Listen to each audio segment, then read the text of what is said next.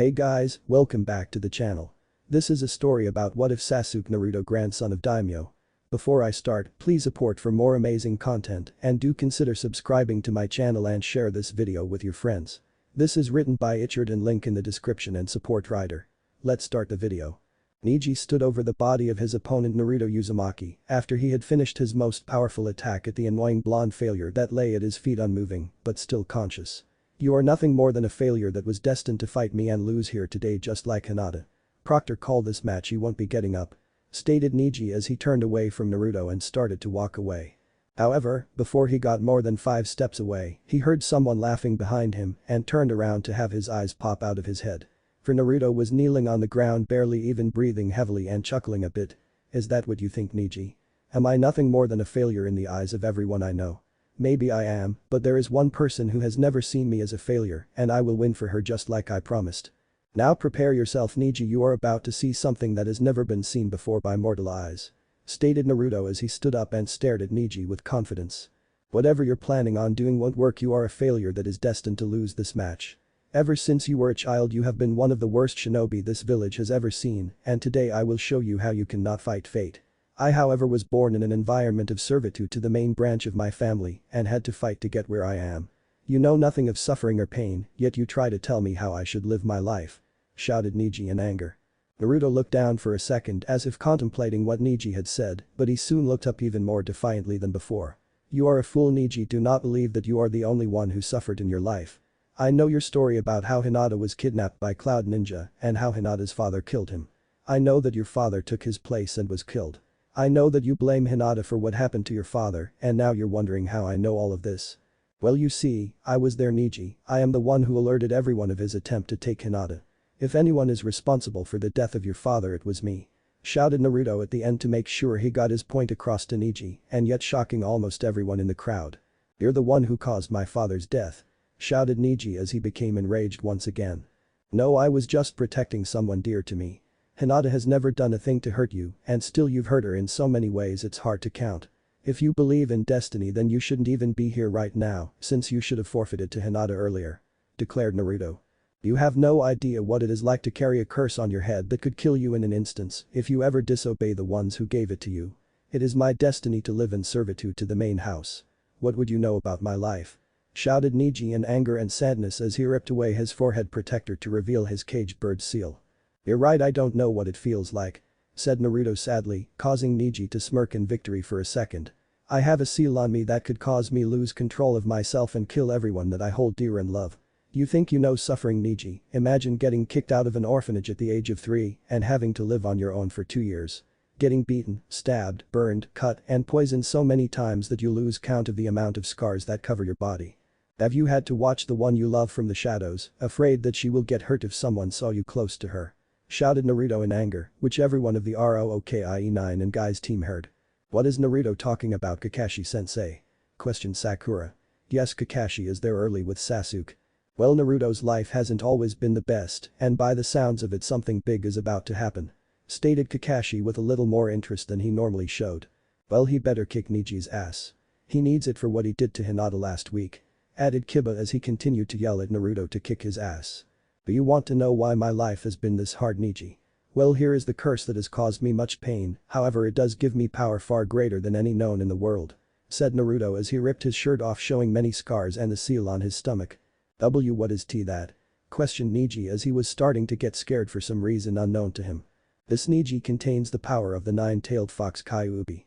Shouted Naruto causing everyone to look at him in alarm and gasp. I'm the container that keeps the demon from killing everything that lives here in Konoha and with a single word, I could release it to get revenge for all the shit that has ever happened me. That is my destiny after all, but I fight my destiny so that I can protect my precious people from everything including myself. Shouted Naruto. But this declaration all of the Rookie 9+ Guys team were completely silent trying to process this new piece of information that was revealed to them. Temari and Kankuro were both paralyzed with fear of the possibility of another Gaara, while said redhead held a maniacal grin. Troublesome, no wonder he never tried hard in the academy. Stated Shikamaru. After what he just said that's all you have to say Shikamaru. Shouted Ino in disbelief. How if he would have tried hard in the academy and done well, then his life would be in even greater danger than what it already was. Would you fear a powerful container or one that couldn't even perform the simplest of jutsu? The academy was nothing more than act for him. Now please be quiet so that I can watch this match in peace. Stated Shikamaru, which got a nod from Asuma and Shino. Is it true Kakashi-sensei is Naruto the nine-tailed fox? Asked Sakura in fear. Before Kakashi could respond, Hinata answered for him. No, Naruto can't be the nine-tailed fox. Naruto is the bravest and most friendly person that I have ever met and would never hurt any of us. Said Hinata with conviction. Kakashi just gave Hinata one of his eye smiles and decided to add to that. Hinata is right, Sakura, Naruto holds the fox inside of him. But, the fox doesn't influence who he is at all, the only times it would were if he were draw upon its power. So the rumors of Konoha having its own demon are true, huh Sarutobi? Asked the Kazekage. No, Konoha has its own demon container, Kazekage. Answered Sarutobi fiercely. I wonder how powerful the boy truly is. Perhaps I should postpone the invasion until the exams are over. Neji just stood still with an unknowing look on his face before he finally got himself back together from that revelation. It doesn't matter, let's get this fight started. Said Neji as he got back into his fight stance. Let's, said Naruto as he gathered chakra into his palm and released it. Rise from the eternal ashes, Tori Tiru. Shouted Naruto as he slammed his arm into the ground. As soon as the hand buried itself into the ground, the earth around Naruto started turning a pitch black color. It then burst from the ground into a black cloud of ash that surrounded his body. The cloud of ash danced around his body like a flame. It all lasted just a few seconds, and when the cloud cleared, a new Naruto stood there. He was wearing black armor that covered him in his vital spots, yet didn't seem like they would cause him to lose any mobility. The clothing that was underneath the armor was a dark crimson color. But the most obvious part of this new Naruto was the black blade that rested in his hands. It was a few inches longer than a normal katana, and the edge looked like it was a deep crimson like the clothes that he wore under his armor. Needless to say, the crowd was speechless at what they had just seen. How do I look, Neji? I just love summoning Tori Tiru here, he doesn't get out too much since I can't practice out in the open. Stated Naruto. Where the heck did you get that sword? Asked Neji in confusion. Tori Tiru isn't just a sword, Neji. But, he was a gift from the Phoenixes. You see, Kyuubi was able to get me a summoning contract from them and they decided to give me their most prized weapon. Now show me your destiny, Neji. Explained Naruto as he crouched down into a low stance. Whatever, you probably don't even know how to use that blade. Said Neji, just to make himself feel more confident. Then he charged straight at Naruto, who just stood in his stance waiting. It didn't take long for Neji to reach Naruto, and it was obvious that the battle had just taken a different direction as Naruto started to dodge every one of Neji's attacks. Neji's assault never let up and seemed to even speed up a bit, but Naruto was able to use the blunt side of his sword to block a few attacks that he was unable to dodge. This left most of the ninja watching the match in some sort of stupor, since they had never seen Naruto move like this before. It was strange to see the dead last suddenly able to make the Hyuga prodigy look like nothing more than a common ninja. Finally, Naruto, you've decided to show everyone your true self. I hope this was the right move for you, kid. I just hope that you are able to reach your dream, cause I don't think I'll be there to see it. Thought Sarutobi as he glanced at the Kazekage, who was smiling in excitement at the match below. Oh my, I didn't think the Kyuubi brat had so much power in him. I think I just found my next body after Sasuke-kun. I can only imagine the possibilities of a Biju enhanced body. Thought Orochimaru disguised as the Kazekage. Naruto was still in the ring dodging most of Neji's attacks, but he was now starting to throw in a few swings with his blade that Neji was barely able to block with a kunai that he had taken out. Neji jumped back to evade the attacks that Naruto was sending at him. Is that all you've got, Neji? I was hoping for more of a challenge. Stated Naruto with a smirk on his face. I'm going to destroy you. Yelled Neji as he charged Naruto. However, when he hit Naruto, he was surprised to find that Naruto was nothing more than a shadow clone as it poofed into smoke. Got you? Shouted Naruto as he fell from the sky and landed a powerful blow to Neji's surprised face, which sent him across the stadium into the wall. Neji slowly got up but found that Naruto was already upon him with his blade. Neji took out two kunes in both hands and tried his best block and evade Naruto's attacks. However, Naruto's attacks came way too fast for him to keep up and he suffered cuts along both his arms and legs. Naruto jumped back to the other side of the arena to prepare his next attack as Neji was now on the ropes. Neji, surrender or you will be hurt. Stated Naruto as he got down into a low stance. Never, I can't lose to you, it is my destiny to win this match. Neji shouted back as he prepared his Kaiten to fight Naruto's attack. Fine, then this next attack will decide this battle. Shouted Naruto as he made a hand sign with his left hand. Ninja art. Flash step. Shouted Naruto as he jumped from his crouch and seemed to just disappear from view to everyone in the crowd. Suddenly hundreds of transparent Narutos started to crisscross each other surrounding Neji. Neji could barely even keep up with the afterimages of Naruto. Think Ichigo versus Byakuya. Neji had his Byakugan activated and was ready for anything, although he was surprised that Naruto had just started doing a move of raw speed. Suddenly from behind him he saw a black and red flash and swung both his palms at the flash. He hit Naruto directly with the attack and smirked as Naruto coughed out blood but then smiled. "Flash step a success," stated Naruto as he poofed into smoke. Neji couldn't believe that he had just hit a clone. Suddenly he saw something approaching him from above and did the only thing that he could do. "Peyton!" shouted Neji as the chakra dome surrounded him as Naruto fell through the sky with his blade glowing red. Naruto swung his blade down at Neji and shouted his attack. Phoenix Soul Blast. When the blade reached its R, a wave of black energy with a crimson outline launched at Neji's dome. The attacks collided head-on and an explosion of energy blinded most of the people in the stadium. When the light subsided, Neji was unconscious and bleeding from you in the center of a crater. Naruto on the other hand was standing tall with his blade sheathed and strapped to his waist. Genma walked over to Neji's unconscious body and signaled the end of the match. Most of crowd was completely shocked by the ending of the first fight in the exams and slowly everyone started to clap for Naruto. Naruto himself was walking up to the balconies with a smile on his face where the rest of the rookie 9+ team guy were standing. "Holy crap Naruto, how the hell did you do those attacks?" exclaimed Kiba as he walked over to Naruto and started to ask him questions. Like why he held back when they fought a month earlier. Naruto just ignored Kiba as he walked by him and the rest of the people in the box. He only wanted to talk to a single person in the box and she was behind the rest. Hinata watched the end of the match and couldn't believe what she had just seen, just like everyone else in the arena. Now she was standing in the back of the crowd of people who were trying to congratulate Naruto on his victory. Suddenly the crowd parted and she was face to face with Naruto who was walking towards her with a caring smile on his face. She blushed and looked away the second her eyes locked with his. Was he looking at me? No, he couldn't have been. What would he want with me? She thought in depressed sort of way. "Hinata," came a soothing voice from in front of her. She looked up to find that Naruto was just a foot away from her and smiling kindly.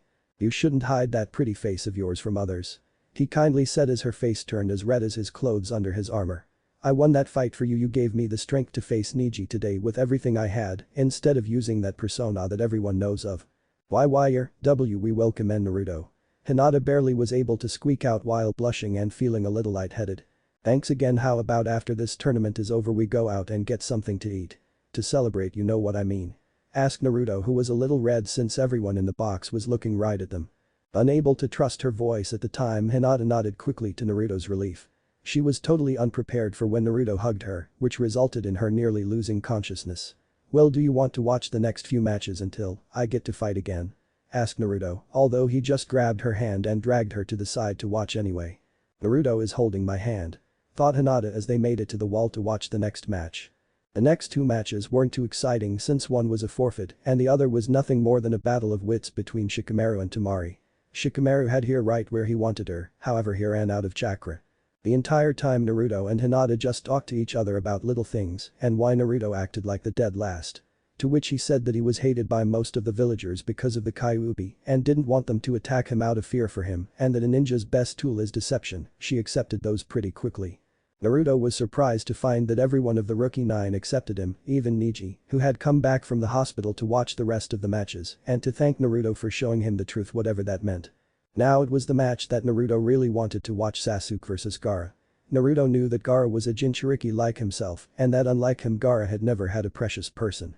It was for this reason that Naruto wished to fight Gaara in the finals, but he still wished that his teammate would win. "Hey team. Don't hold back against him," said Naruto as Sasuke walked down to the arena where a grinning Gaara already stood. "Dope, I won't need to go all out against trash like him," said Sasuke with his arrogant attitude. "I'm warning you Sasuke, be careful with him," said Naruto in a forceful tone. All Sasuke could do was nod in understanding to the forceful tone. Sasuke walked to the ring and stood across from Gaara. "You should just give up, loser," stated Sasuke. "Sasuke Uchiha, you will prove my existence and mother shall have your blood," said Gaara as his smile grew even more demented. "Okay, for the fourth match of the first round we have Sasuke Uchiha and Gaara of the Sand. Begin," said Genma as he jumped back to avoid the first attacks. Sasuke charged Gaara and attempted to kick him, but Gaara's sand shield came up and blocked the kick and attempted to grab Sasuke's leg. Sasuke was able to jump out of the way of the sand and tried to attack once again, but got blocked again. Gaara launched a huge wave of sand at Sasuke and forced him back to the wall. Sasuke then was forced to dodge tendrils of sand that kept launching themselves at Sasuke, who dodged them at the very last second. "High release. Great fireball technique," shouted Sasuke as he did the hand signs and launched the attack at emotionless Gaara. The attack exploded as soon as it reached Gaara, but when the smoke had subsided, there was nothing more than a wall of glass in front of Gaara. Sasuke was breathing heavily after that attack, but was forced to move once again as more tendrils of sand started to head straight at him. "Looks like I'm going to have to take off those weights Kakashi-sensei wanted me to wear," thought Sasuke as he reached for his ankles and flipped the weights off. Despite not being at Lee's level, Sasuke easily outran the tendrils of sand and tried to hit Gaara with a punch. Gaara's sand barely blocked the attack to the shock of Gaara, who was shocked to be fighting two guys who were fast enough to be his sand. The attacks kept coming closer and closer to Gaara as he began to get worried. Suddenly he was smashed from under his chin and sent up into the air. Sasuke was already upon him from above and grabbed the sash that was across his waist and began to hit him like a yo-yo going up and down. Then he finished it off with both his legs going into Gaara's body, sending him straight to the ground with an explosion of dust. When the dust cleared, Gaara's body was still on the ground and it looked beaten beyond repair. At least it is what everyone thought before it turned into nothing more than a pile of sand. "Where is he?" thought Sasuke before a fist made of sand came out of the ground and nailed him into the air. Sasuke slowly stood up and glared at Gaara, who had just came out of the ground himself. "None of my attacks are having any effect on him. Looks like I'm going to have to use that move Kakashi-sensei showed me." Sasuke jumped to the top part of the wall and began to gather his chakra. At the same time, Gaara was growing impatient and wanted more blood. "Come on Uchiha, make me feel alive," shouted Gaara as he sent a huge wave of sand at Sasuke before he could finish his jutsu. Sasuke jumped over the large wave of sand and was grabbed by another hand of sand. Gaara used a hand punch Sasuke right into the ground, creating a very large crater. Sasuke was unfortunately unconscious at the bottom of the crater, to the dismay of Sakura and Ino. "I told him to take the fight seriously," stated Naruto, which caused Sakura to yell at him for disrespecting Sasuke. "Sasuke Uchiha is unfortunately unable to continue. Gaara of the Sand is the winner," announced Genma despite all of the boos coming from the crowd. "There will be a 30-minute intermission so that the other contestants can have a longer break before the next round," announced Genma as everyone in the crowd started to leave for refreshments and to talk about the exciting fights. Kabuto himself was wondering why Orochimaru didn't initiate the plan like they thought. However, he knew better than to question his master's orders. Suddenly, a small snake slithered its way up to Kabuto and told him exactly why he was waiting until the end of the exams before the invasion would start. Kabuto just had to tell Kimimura what he was to do once the final match ended.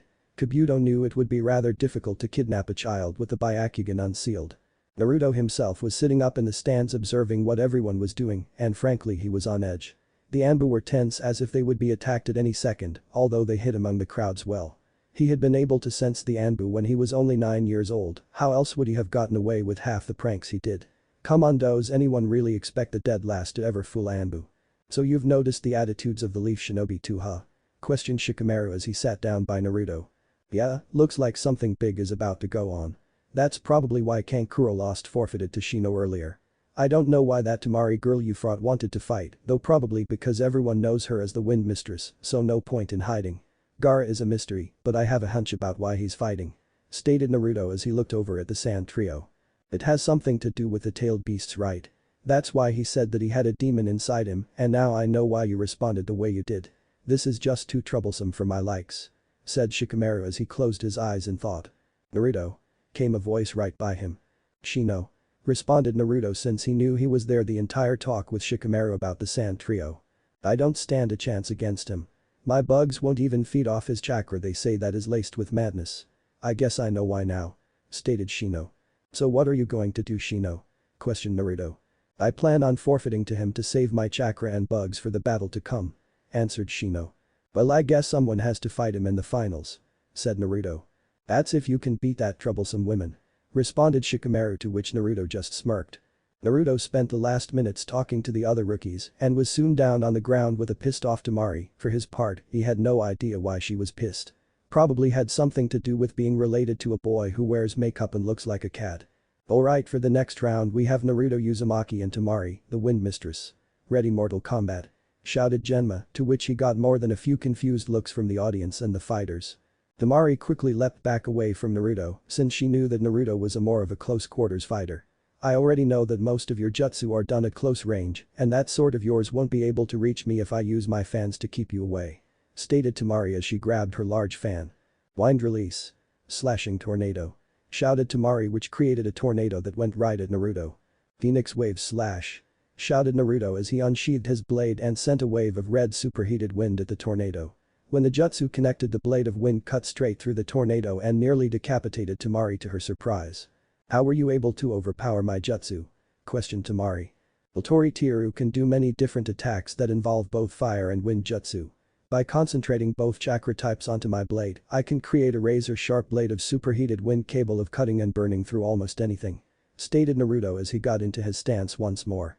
"Fine, then I guess I will just have to use more powerful attacks then," said Temari as she got out her fan again. "You can try," replied Naruto confidently. "Wind release. Blade storm," shouted Temari as he repeatedly started to swing her fan, causing blades of wind chakra to fly at Naruto and the general area he was standing at. "This could be a problem," mumbled Naruto after he tried another Phoenix wave slash, but it only stopped 3 blades before getting overwhelmed and destroyed. So Naruto was forced to dodge the blades of wind using his flash step technique to confuse Temari from a distance. I wonder if Gamakichi could help. I could have him do the flame bullet while I superpower it with a massive amount of wind chakra. Summoning jutsu, shouted Naruto as he slammed his hand into the ground and out came Gamakichi. "Yo," said Gamakichi as Naruto continued to dodge the blades of wind. "Hey Gamakichi, I need help on this fight. If we could use that jutsu we've been working on, I know that we can beat her," said Naruto while he was dodging the blades of wind. "Sure," shouted the toad as he jumped on top of Naruto's head when he was close enough. "Let's do this. Wind and fire release. Firestorm of the toads," shouted Naruto as he finished the signs. Gamakichi launched a powerful flame bullet at Temari, while Naruto used a powerful wind technique to power up the flame bullet. The second the wind hit the flame bullet, it turned a bright blue and grew in strength greatly. None of Temari's blades were even able to dent the firestorm as it raced towards Temari. She was forced to use a lot of chakra and swung her blade to create a massive tornado, which was able to barely stop the great flame. Although the heat was more than enough to burn her. She let out a sigh of relief, which quickly became a sequel of surprise as Naruto appeared in front of her and whacked her over the head with the blunt side of his sword, knocking her out in the process. "Sorry, but I really want to win this tournament," said Naruto as he slowly walked up to the box. "Naruto Uzumaki is the winner. Will Shino, Aburam and Gaara of the Sand get down here for the next fight?" said Genma as Gaara quickly appeared in a gust of sand. Shino slowly walked up to the proctor and started to whisper something to him. After a small conversation, Genma raised his hand and announced that Shino decided to forfeit to Gaara despite the protest of the crowd, although most of the Aburam clan understood why Shino forfeited. "Now we will have a 10-minute BR," started Genma before being interrupted by a shunsen that gave off the appearance of red and black flames. "I'm ready for my next match, Proctor. Let's get this show on the road," said Naruto, and Genma could tell by the smile on his face that he was looking forward to this next fight with Gaara. "Okay then, the final match of the tournament will be between Gaara of the Sand and Naruto Uzumaki." The crowd started to roar as the people decided to choose a side in the fight. On one hand they had the kid who beat Sasuke and just looked murderous, although if he won the Uchiha would look better for losing. Then they had the Konoha's own demon container who many still disliked even though they were starting to come around, but if he won they would get even more missions from wealthy clients. As Naruto started stretching, he heard a familiar man and kid in the stands rooting for him. "Brat, you better win, I have a super bet on you and I kind of feel like going home richer than when I came.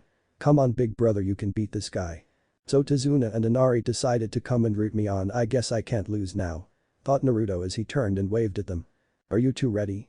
asked Genma as he got in between the two fighters. He got a nod from Naruto and a murderous grin from Gaara. "Begin," he shouted as he jumped away from the two fighters. Gaara didn't waste any time and sent a fist of sand straight at Naruto, who quickly dodged out of the way as he unsheathed his sword. Gaara continued to send arms of sand at Naruto, not giving him too much time to breath. "That sand is faster than what it was before, I guess he is taking me seriously. Well, I bet Tori-Tiru might be able to slash straight through the sand. Yeah, what do I have to lose besides my life, that is?" thought Naruto as he gathered both wind and fire chakra in his blade, giving it a crimson shine. Gaara then sent a massive blast of sand at Naruto, however this time he didn't dodge but decided to charge right at the blast of sand, to the surprise of everyone. To their further surprise, he cut right through the blast, sending it into two directions and even turning it to glass in the process, giving him enough room to run to Gaara. Gaara brought up a thick wall of sand as a last-ditch effort to defend himself from Naruto. Naruto's sword point went right into the wall, and this time it didn't get through, but stopped just short of piercing all of the way. However, Naruto just smirked as the glass around the sword started turning to glass, and he shouted release. The audience could tell something was about to happen as the glass started to glow crimson. Suddenly, an explosion of crimson energy came from the glass, sending Gaara flying back into a tree. He was so surprised that he didn't even raise a shield to shield himself when he hit the ground hard. Naruto was relatively unhurt since the explosion of energy that came from his sword released in the general direction that his sword was pointing. So he started walking towards Gaara as he knew that he was done yet. Gaara slowly stood up, and to the horror of every sand ninja hiding in the audience, he was bleeding from cuts that had come from the shrapnel of the glass. He looked even more sadistic than when he fought Lee just a month earlier to Naruto's surprise. "Mother will have your blood," shouted Gaara. "Whatever, why don't you tell Shukaku to shut up before I get Kyuubi to kick his ass?" stated Naruto to the surprise of Gaara and just about every other ninja in the stadium. "How did you know?" asked Gaara. "It was pretty obvious by what Kyuubi tells me. Shukaku was the most insane Biju out of all of them. Although, by what he told me you should be much worse off. But by the looks of it you fight him constantly," said Naruto to Gaara's surprise further. "Gaara, we are the same, the only difference is that my seal was made correctly while yours was made to turn you into a weapon. We both fight our demons so that we can protect others from the demons themselves.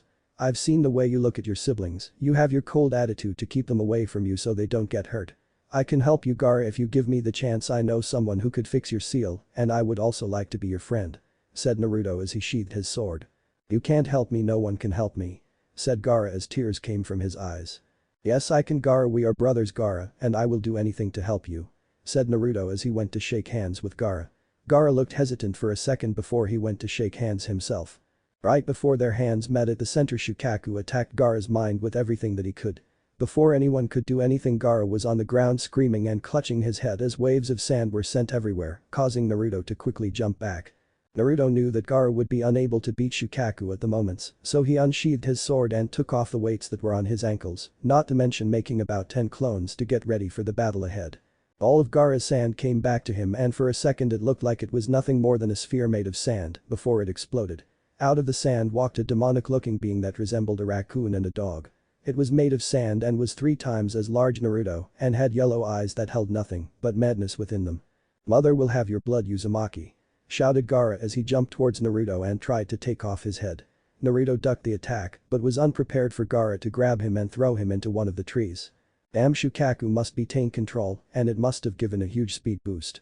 "I better finish this before he takes over Gaara completely," thought Naruto as he dodged another attack by Gaara.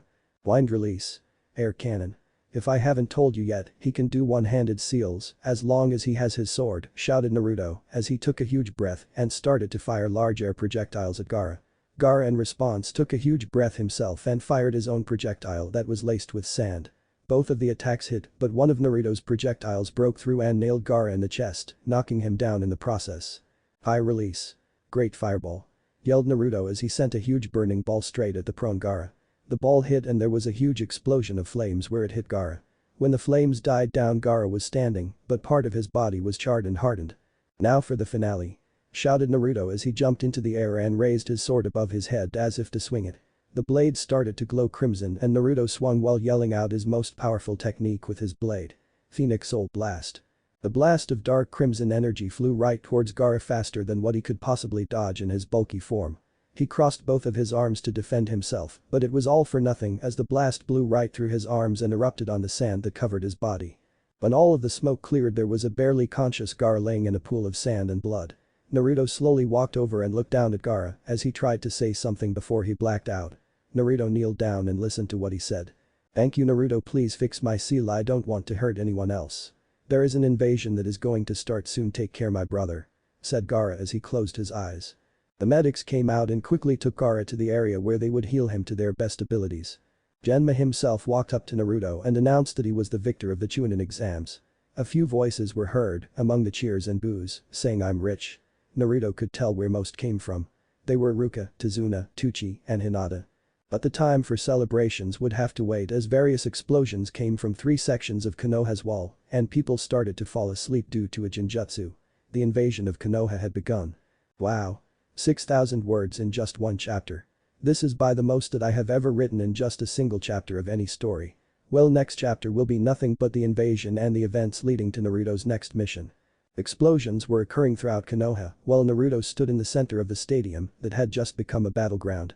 Now Naruto stood alongside Genma as a Sand Jounin attempted to attack Naruto with a kunai. Genma quickly blocked the kunai and slashed at the throat of the Sand Nin before he could even react to Genma. "Go find your team leader and do what he tells you to do," stated Genma as Naruto nodded and jumped up to the Genin box with the other rookies who were fighting off a few Sound Chunin. Naruto quickly joined the fight and used his sword to stab a Chunin in the back when he tried to finish off an exhausted Neji. "Damn, I guess I did more damage than I thought.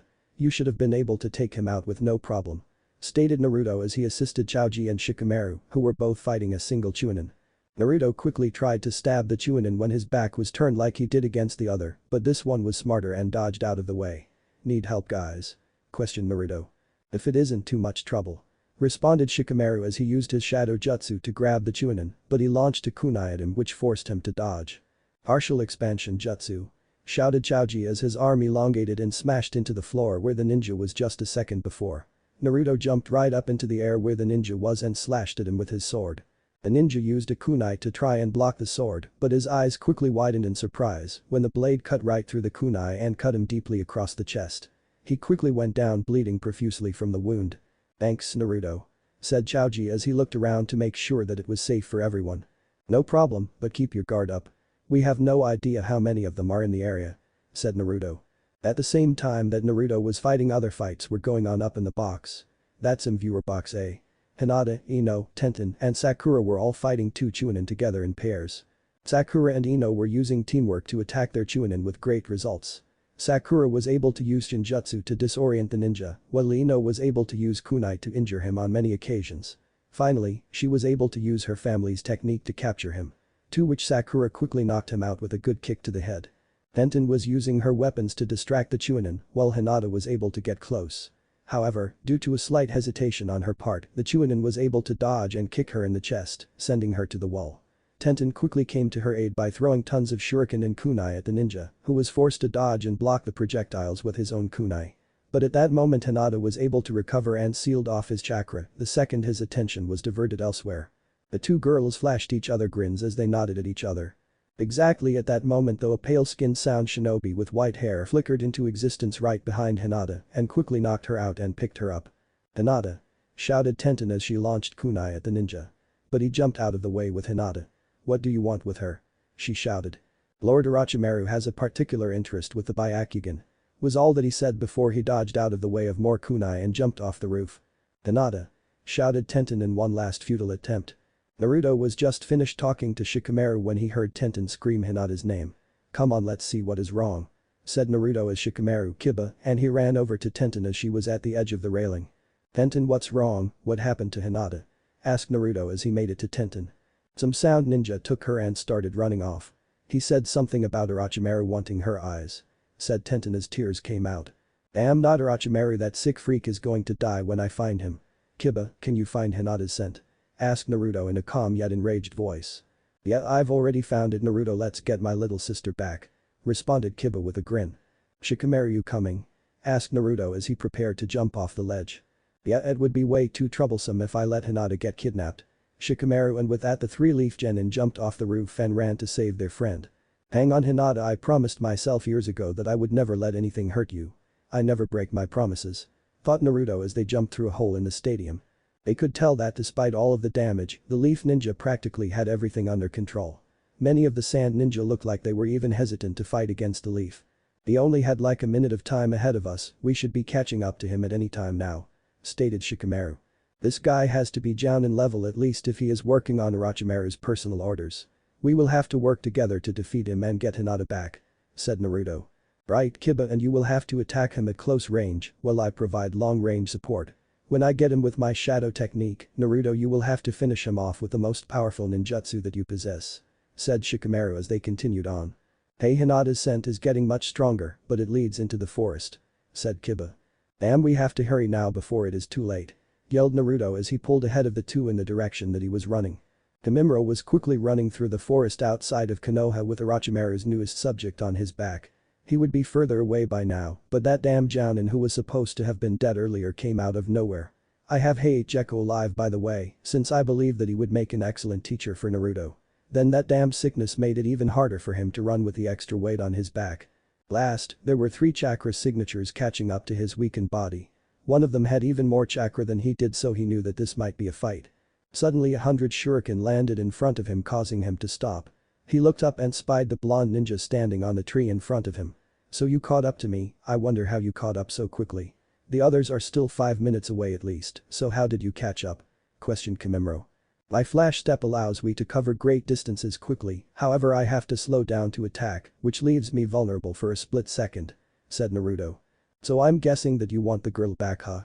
You could say that, or you could say that I'm going to gut you for taking Hinata against her will," said Naruto as he unsheathed the Tori-Teru. That sword seemed to glow a dull crimson color as Naruto pointed it at Kimimaro. "Sorry, but I don't have time for this," said Kimimaro as he grew a bone out of his wrist. It was about as long as a katana and had the shape of it. To Naruto it looked gross as hell. "That's just wrong, man, I mean who rips bones out of his wrists?" yelled Naruto in disgust. "These bones are harder than steel, thanks to my Kekkei Genkai. Now this is taking too long, I am sorry that I must put an end to your life," said Kimimaro as he launched himself at Naruto. Bone clashed with steel, creating a hollow metallic sound through the area. Naruto had used chakra to keep himself on the tree. Both quickly started to attack each other with everything they had. To the surprise of Kimimaro, Naruto was keeping up with his attacks. Naruto jumped back and pumped wind and fire chakra into his blade, causing it to glow bright red. He swung the sword down at Kimimaro as he tried to block the blow. Kimimaro was surprised when the blade passed right through the hardened blow and nearly split his skull. However, he was able to jump back to only get a small cut on his forehead. It seems he knows how to use that sword effectively, it is the same style as the other I ran into earlier. "I'm going have to go all out if I want to beat him in time," thought Kimimaro as he started to attack even faster and deadlier than before. Naruto found himself on the defensive, barely keeping himself ahead Kimimaro. He knew that if he were to beat him, he would need ninjutsu, however, Kimimaro wasn't giving him any time to attack or use hand seals. Kimimaro surprised Naruto by sprouting a second sword after he had replaced the first, so now Kimimaro had 2 swords to Naruto's 1. Naruto quickly got gashes on parts of his bodies that weren't important, he made sure to protect joints and major organs so that he could continue to stall for time. They had only fought for 4 minutes when Kiba and Shikamaru showed up to the annoyance of Kimimaro. They were surprised to find Naruto covered with small cuts and yet still fight the Jounin. "Troublesome, this guy must be tough to make you look like you went head-on into a blender," stated Shikamaru. "Watch it, Shikamaru, he is extremely tough, we need to go all out against him. He won't let me perform too much ninjutsu," replied Naruto as Kimimaro was eyeing his new opponents. "I don't have any time for this," stated Kimimaro as he dashed towards Naruto with his twin bone blades. "Dance of the Camellia," said Kimimaro as he attacked Naruto as if dancing, however it was a complicated kinjutsu attack that Naruto was hard-pressed to defend against. Luckily help came when Kiba with an Akamaru clone used their jutsu to force Kimimaro back before he could fatally stab Naruto. Shikamaru then tried his shadow possession jutsu to try and take control of Kimimaro, but he jumped back and launched a bunch of bones out of his fingers straight at Shikamaru. However, Naruto jumped in front of the bones and blocked them with his sword. Wind release. Drilling air bullet. He shouted as he sucked in air and launched a ball of condensed air at Kimimaro. He jumped out of the way as the ball sorted past him and decimated the trees behind him. However, he wasn't quick enough to dodge Kiba's fang over fang. He got hit and slammed into another tree and went down. "Haha, take that, you bastard. Don't ever try to hurt my friends," shouted Kiba in joy. "Kiba, don't get too cocky, he is one of Orochimaru's best men if he was to kidnap Hinata," said Naruto as he eyed Kimimaro. "He's right, that was too easy," said Shikamaru, and to the surprise of Kiba, not the other two, Kimimaro slowly stood up. "It seems that I have underestimated you 3, now I will kill you," Kimimaro stated as the cursed seal of earth on his chest started to warp and change. "Crap, he has a cursed seal just like Sasuke," said Naruto. "What is a cursed seal?" questioned Shikamaru. "As far as I was able to learn from my experience with Sasuke, the cursed seal increases strength, speed, and chakra capacity by quite a bit. You guys all be careful, this fight could turn ugly," stated Naruto as he made 20 shadow clones. "Gotcha, Naruto," yelled Kiba. "Whatever the 3 of you do, I will complete my master's orders," said Kimimaro as bones started to grow out of his body all over, creating spikes and some sort of outer armor. At once all of the clones attacked Kimimaro, who just weaved through the attacks and used his spikes and speed from the seal to destroy them rapidly. Naruto, seeing this, made even more clones since he still needed to analyze Kimimaro's strategy before he went in himself. "Damn, this guy is just too much for us. I'm going to have to go all out if I want any chance to even beat this guy. Summoning jutsu. Shouted Naruto as Gamakichi popped into existence, and alongside the toad was a bird that had bright red, yellow, and orange feathers. It was a phoenix by the name of Hinatamash Plus. Yo. Need help, Naruto? Questioned the toad. What would you like for us to do, Naruto? Questioned the bird. Got that right, we have a near invincible skeleton here that just keeps defeating everything we send at him. So I thought that we should use that jutsu. I hope you have some oil, Gamakichi. Said Naruto, which made Gamakichi and Hinatamash Plus grin. Let's do this. Summoning art. Burning flame of the soul. Shouted Naruto as Gamakichi spewed oil out of his mouth. Hinatamash Plus used a flame jutsu that sent flames at Kimimaro. The flames were blue for some reason, signaling that they were even hotter than usual, and Naruto launched a great blast of air that combined with the 3 attacks, creating a burning blast of death for anyone who gets caught by it. Kimimaro couldn't dodge the attack since 3 clones grabbed his legs and prevented him from dodging the attack. The flames exploded outward the second they hit, and all of the ground surrounding him ignited into an inferno of blue flames. Naruto for his part was exhausted, it took up a lot of chakra and plus all of the fighting from earlier in the day. Dang, that attack is good, but it takes too much chakra. Said Naruto. Yeah. I doubt that guy could survive an attack like that. Said Gamakichi. Then at the same time both summons disappeared since they lost most of their chakra. Suddenly Naruto felt a pulse coming from the center of the inferno that made him frown. Shikamaru. You and Kiba take Hinata and go back to the village. I will stay here and clean up. Said Naruto. Shikamaru looked up at the frowning Naruto and immediately understood what he meant. We can help clean up, Naruto. He responded. Nah, Naruto can handle the cleanup, Shikamaru, let's take Hinata back. Shouted Kiba, who was now holding Hinata as he made his way to their area. Shikamaru, go. Said Naruto in a deathly tone. Are you sure? Asked Shikamaru in a quiet tone. Nope. Responded Naruto, but Shikamaru got the message. Okay, let's go, Kiba. Yelled Shikamaru as they started to make their way back to the village. I don't why Naruto is staying to clean up. I mean the fire was already dying down. Said Kiba. He's not talking about the fire. Said Shikamaru. What? Are you telling me that the guy is still alive and Naruto stayed back to give us time? We have to go back now. Yelled Kiba as he stopped. No, Kiba. Naruto is doing this on his own free will. If we don't continue then his sacrifice will be for nothing. Said Shikamaru. We can't leave him. Yelled Kiba. If we go back then Hinata can be taken and you know what would happen if that happens. Said Shikamaru. Kiba seemed to hesitate for a moment before nodding his head and continuing on to the village. Naruto was still standing on top of one of the many trees surrounding Konoha, watching the dying flames from his last jutsu. Damn, I don't have enough chakra to beat him off unless I use Kyuubi's chakra. But that will take time to get into the form that I need. Thought Naruto. Suddenly, an explosion of dark chakra came out of the fire and quickly killed it. Kimimaro was walking out of the cloud of chakra, but he was changed. His skin was dark and bones were sticking out of his back, but the weirdest things were the 2 long spikes coming from his wrists, both were the length of about 3 feet, and the long tail on his back that had 2 spikes sticking out of it. He kinda looked like a giant lizard. I'm surprised that you were able to push me to my final form. This won't take long, I must finish my mission for Lord Orochimaru. Said Kimimaro in a deeper voice. Why do you serve him? He is nothing but a monster that treats everyone like pawns. Shouted Naruto as he tried to stall for time. He saved me from myself and gave me a purpose to live. For that I will be his tool to do whatever he wishes for me to do. Said Kimimaro. That is crap. I knew a ninja just like you once, he was a tool and in the end he died for his master. His master in the end loved him and regretted all that he did. To serve someone blindly as their tool is not a purpose, but nothing more than giving up. Shouted Naruto as Kimimaro's speech reminded him of Haku. Kimimaro for his part got angry at the blonde, he was beyond pissed. What would you know, brat? Lord Orochimaru is the most powerful force in the entire world and he shows kindness to all. I will kill you for disrespecting my master. Shouted Kimimaro as he charged Naruto. Naruto couldn't get out of the way and was slashed on the shoulder by one of the wrist spikes and screamed out in pain. Kimimaro didn't stop there and continued to slash and hack at Naruto, who was bleeding from multiple cuts on his body. However, he still fought and defended himself to the best of his ability, but it didn't take long for him to tire too much from blood loss and chakra exhaustion. This fight is over. Stated Kimimaro as he started to pull out his spine, which turned into a bone whip. You may have defeated me, but I won in the end, ninja. I stopped you from completing your goals, and that is all that I planned. Said Naruto as he smiled slightly as blood poured off of him. Fine, I will end this now then, Dance of the Clematis. Shouted Kimimaro as he wrapped his whip around Naruto and grew a drill-like bone on his hand. He then charged at the still smiling Naruto ready to end the match. Suddenly, when he was within 5 meters, a red chakra burst out from Naruto and propelled Kimimaro away from Naruto.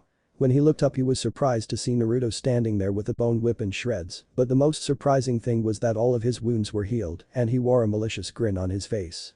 I have never been pushed this far before. Let me tell you this though, I will win this battle even if it kills me.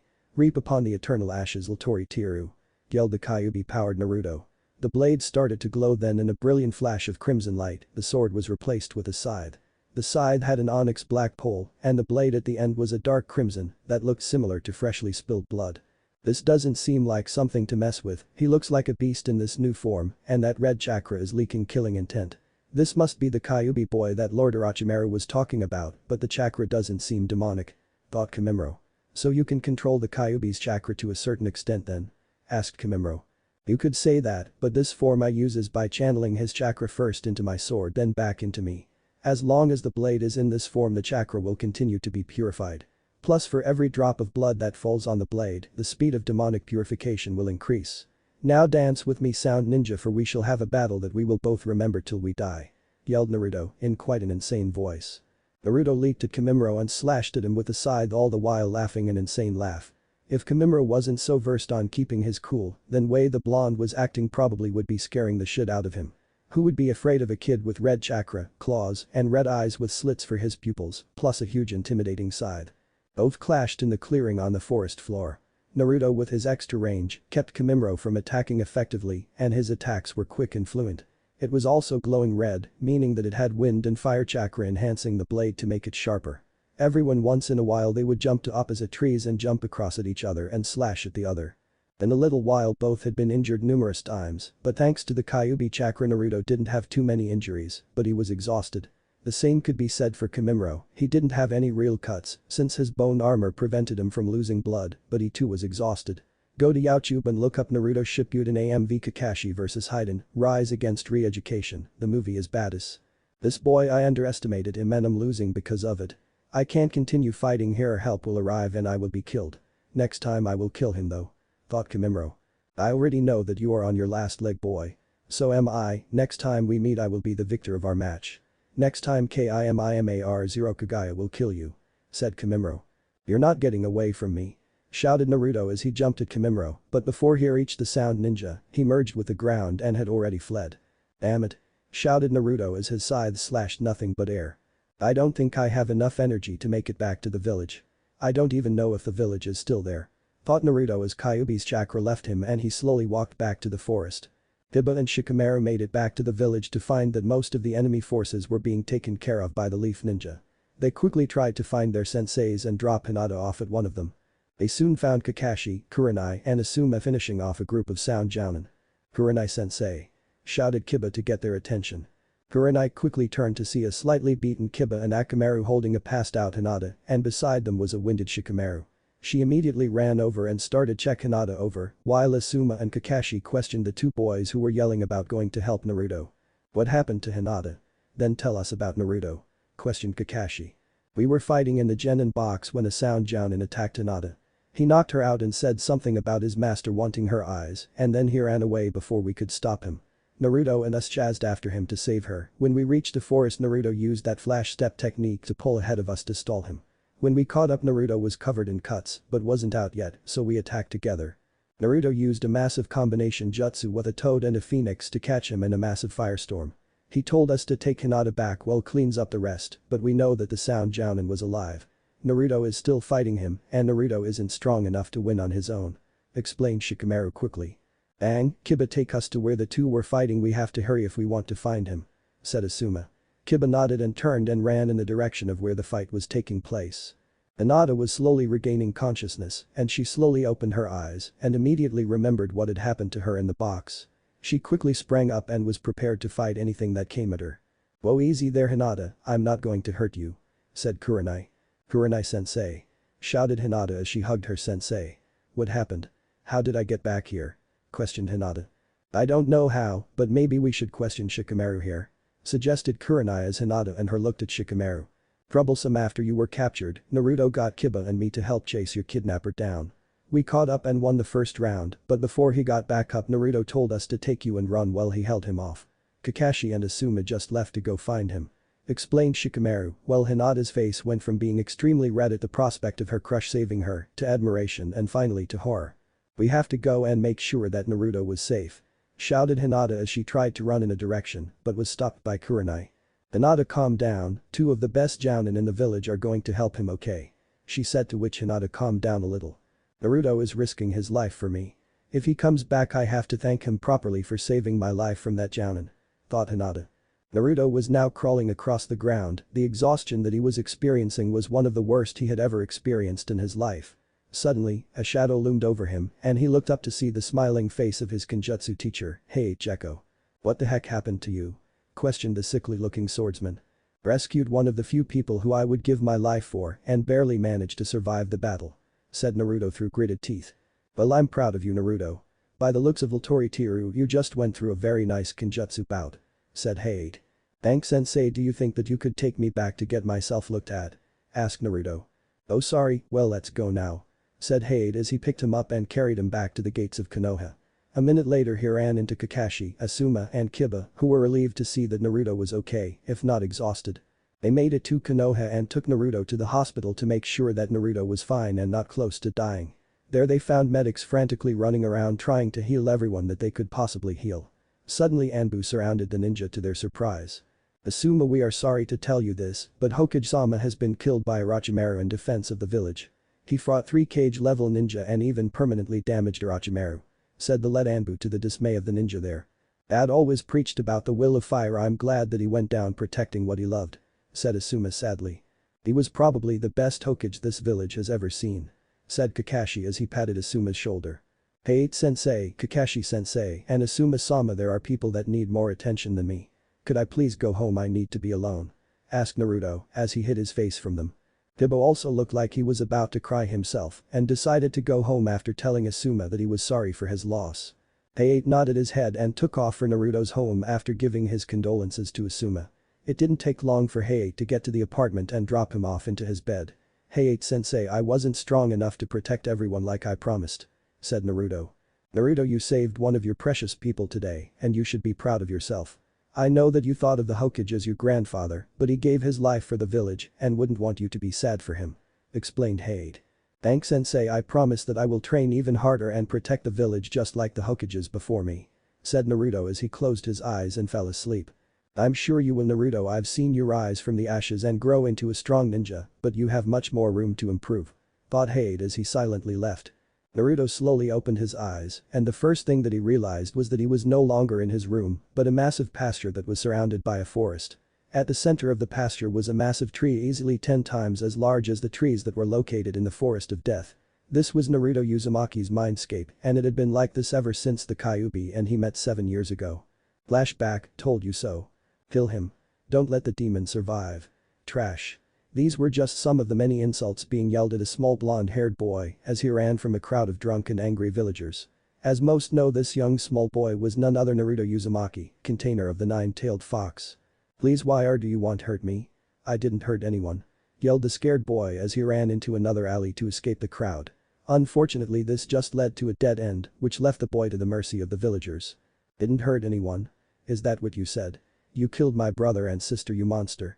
If you weren't here then they wouldn't be dead," yelled a man in the front as the crowd got closer to the panicking boy. "I don't know what you're talking about," yelled the boy in desperation. "Lies," yelled a man as he threw a large rock at the boy and hit him in the head. Naruto cried out in pain as the rock hit him and fell down to the ground. He could hear the crowd close in on his body and could feel the wet blood fall down his face from the rock.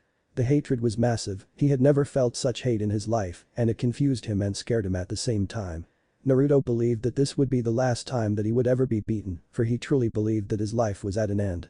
The crowd surrounded him quickly and started kick him in the face and ribs. Naruto could feel his ribs break with each kick and his nose even broke when a kick connected with his face. A large man picked Naruto up and slammed his fist into his face repeatedly while the crowd cheered. Then he switched to Naruto's gut, causing him to cough out blood with each punch. But he never once screamed in pain or even showed weakness in front of the crowd. He learned a while back that it would just encourage them on. The man then threw him back to the mercy of the mob and now he was being cut and stabbed by knives and such. Naruto was barely even breathing but still conscious by the time the crowd had its fill of entertainment and they just dropped him on the ground in a puddle of his own blood. Suddenly a red glow came from his stomach and slowly covered his entire body with its warmth, and Naruto finally passed out in its warmth. He suddenly opened his eyes to find himself in a dark sewer-like area with water all over the floor. What is this? Where am I? Wasn't I just laying in pool of blood after the villagers beat me up again? Asked a boy in his mind as he walked down the long sewer. Then he spied a red glow coming from one of the other hallways. He changed direction and followed the glow. He just felt that he had to.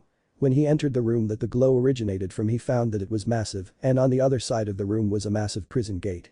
Naruto was confused to why it looked like there was a prison cell here, then he saw that there was paper on the gate that said seal. A deep laughter filled the room and it originated from behind the cage. Naruto was completely freaked out, what could possibly be sealed behind such a massive cage? Then two bright crimson eyes came from behind the gate and stared straight at Naruto. So my container finally decides to grace me with his presence.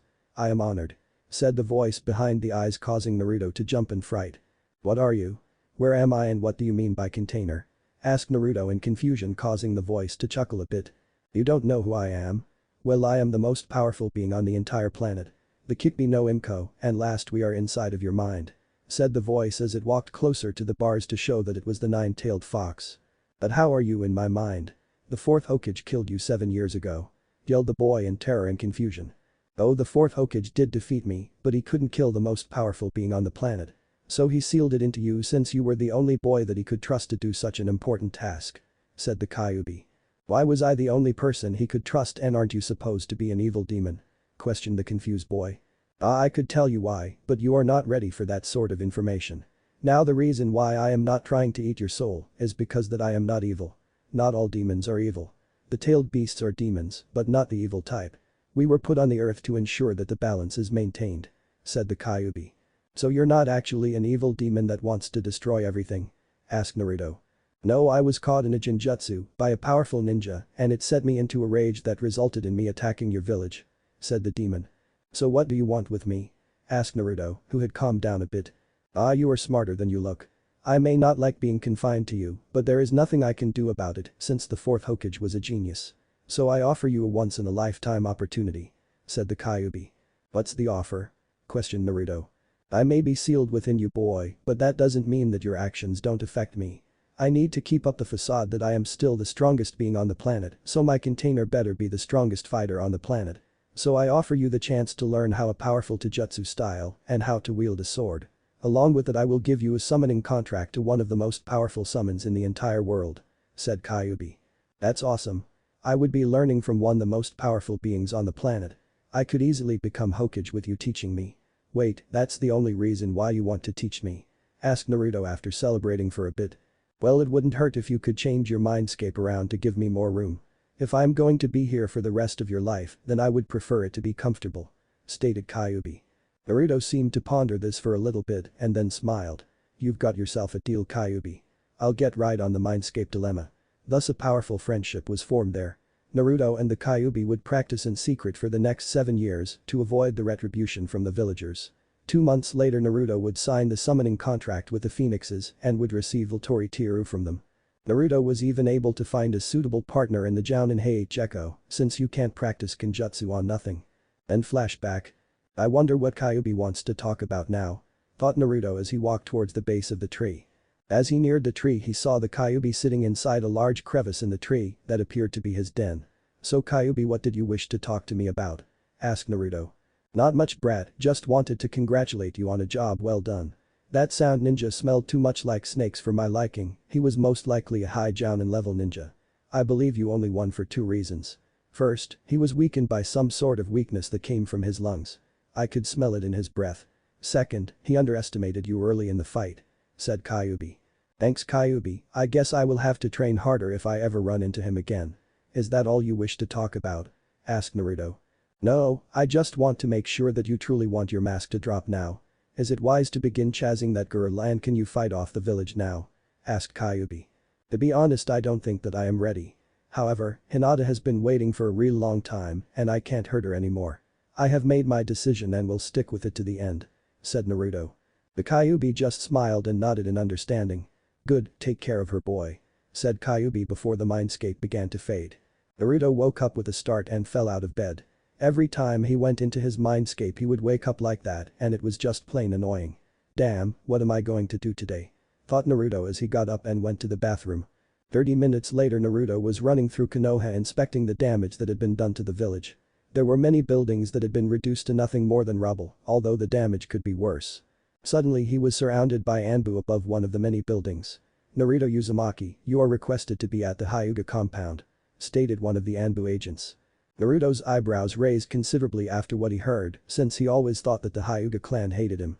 "Okay Anbu-san, may I ask why I am being summoned to the Hyuga compound?" asked Naruto. "Sorry Uzumaki-san, but we were only told to escort you to the Hyuga compound," stated the Anbu, to which Naruto nodded and followed the masked Anbu. It took less than 20 minutes to reach the compound and all of the Anbu left immediately. Naruto walked up to the gate and noticed quickly that there seemed to be a lot of damage done to the walls. The guards at first were a little hesitant to let him in, but did after a minute or so of arguing, to the surprise of Naruto. Naruto walked inside and was greeted by one of the many branch members and taken further into the compound. They soon reached a door inside one of the larger buildings and he was told that he was to wait until he was told to enter. A minute later Naruto was called by a deep stoic voice to enter the room.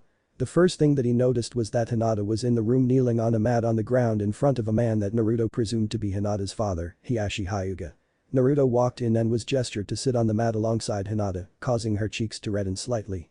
"Good, now that Uzumaki-san is here we discuss what happened here yesterday.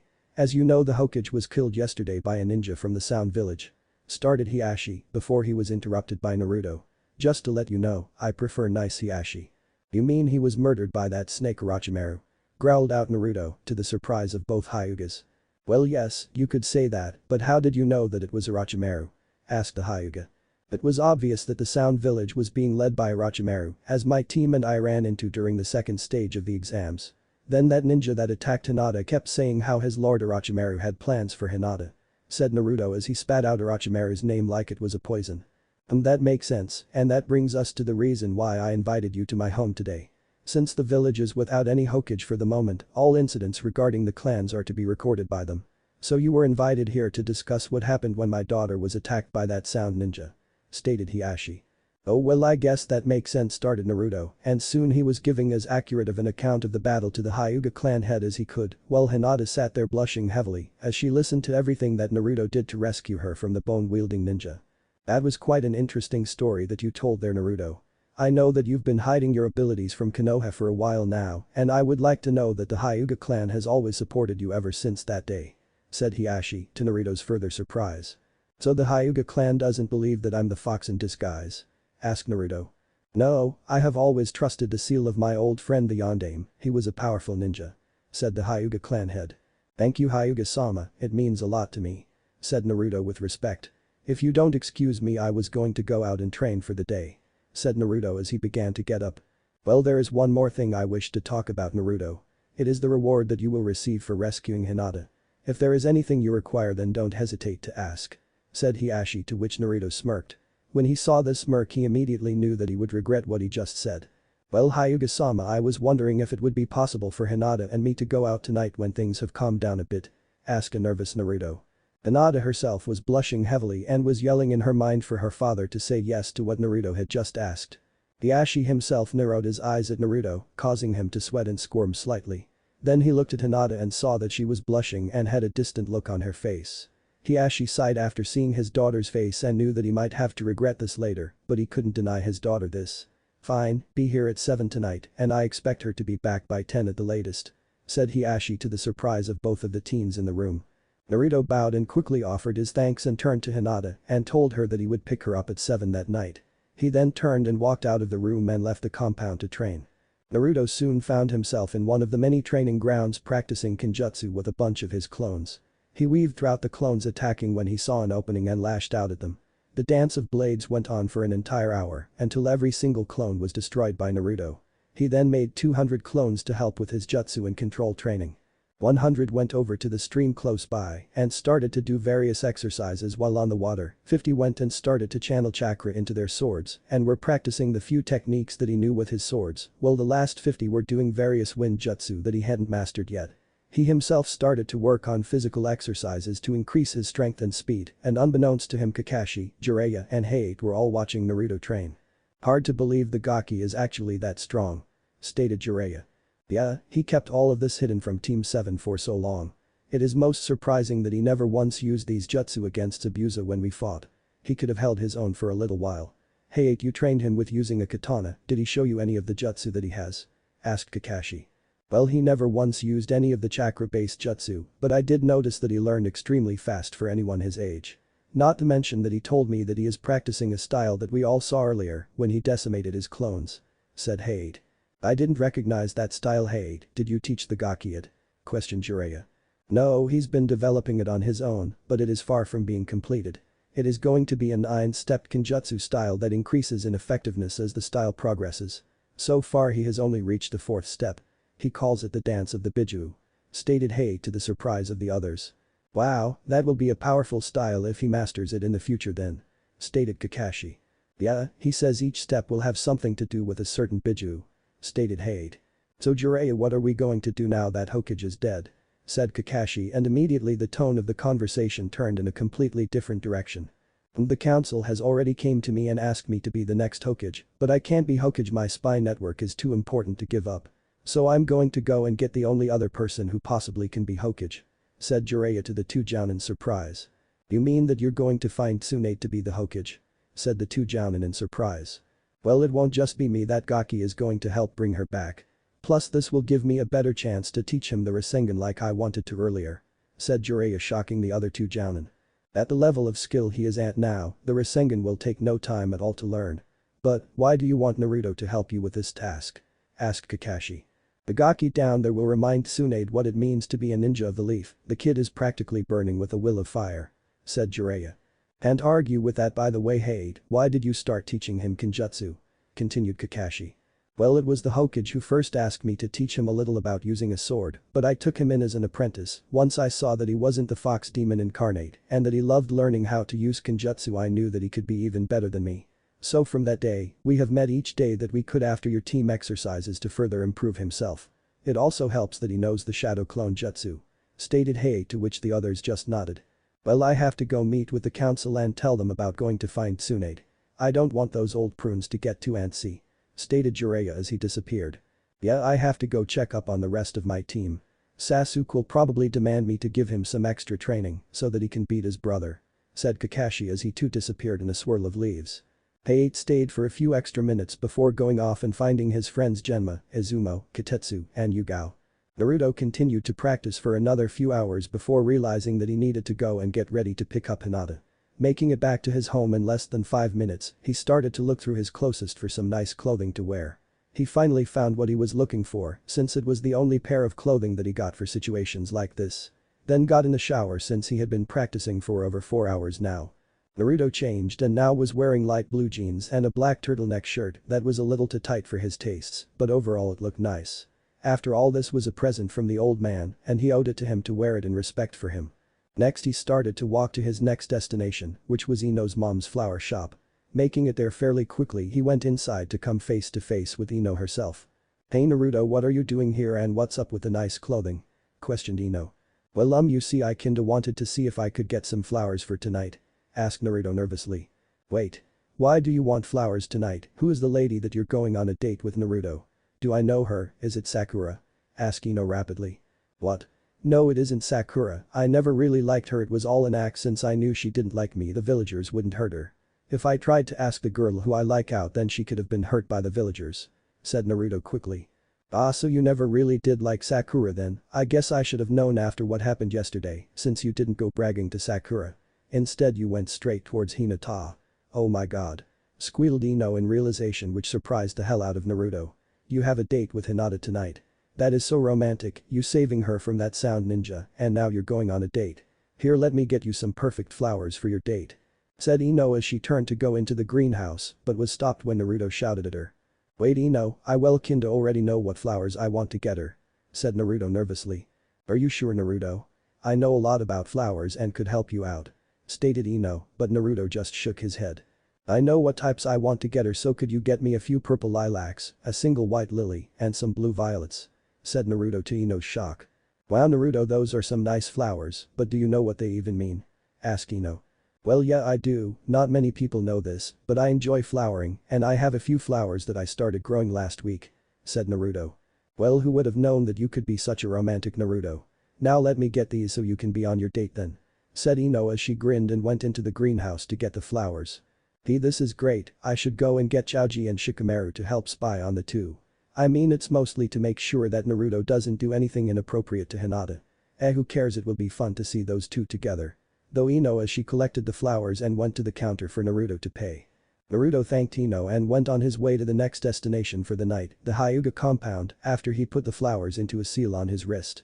He went to gates and asked the guards if he could go in. They had a servant escort him to the main building and was instructed to sit in one of the chairs while the servant got Hiashi. Hiashi came down the stairs and looked once at Naruto and was surprised to see him actually look nice and serious. My daughter will be down in a few minutes, Uzumaki. Don't make me regret allowing you to take my daughter out tonight or else not even the fox will save you from me. Stated Hiashi before he left. Unknown to the now sweating Naruto, Hiashi was smiling when his back was turned. Naruto sat there for about 2 minutes before he heard the door opening and turned thinking it was Hinata, but was surprised to see a young girl standing at the entrance looking at him with curiosity. So you're the boy that is taking Hinata out tonight. I heard that you were really strong, I don't know why you'd be interested in my sister. Stated the girl. What do you mean by that? Asked Naruto, who was frowning at what the girl just said. My sister Hinata is weak, she couldn't even beat Neji in the Chunin exams.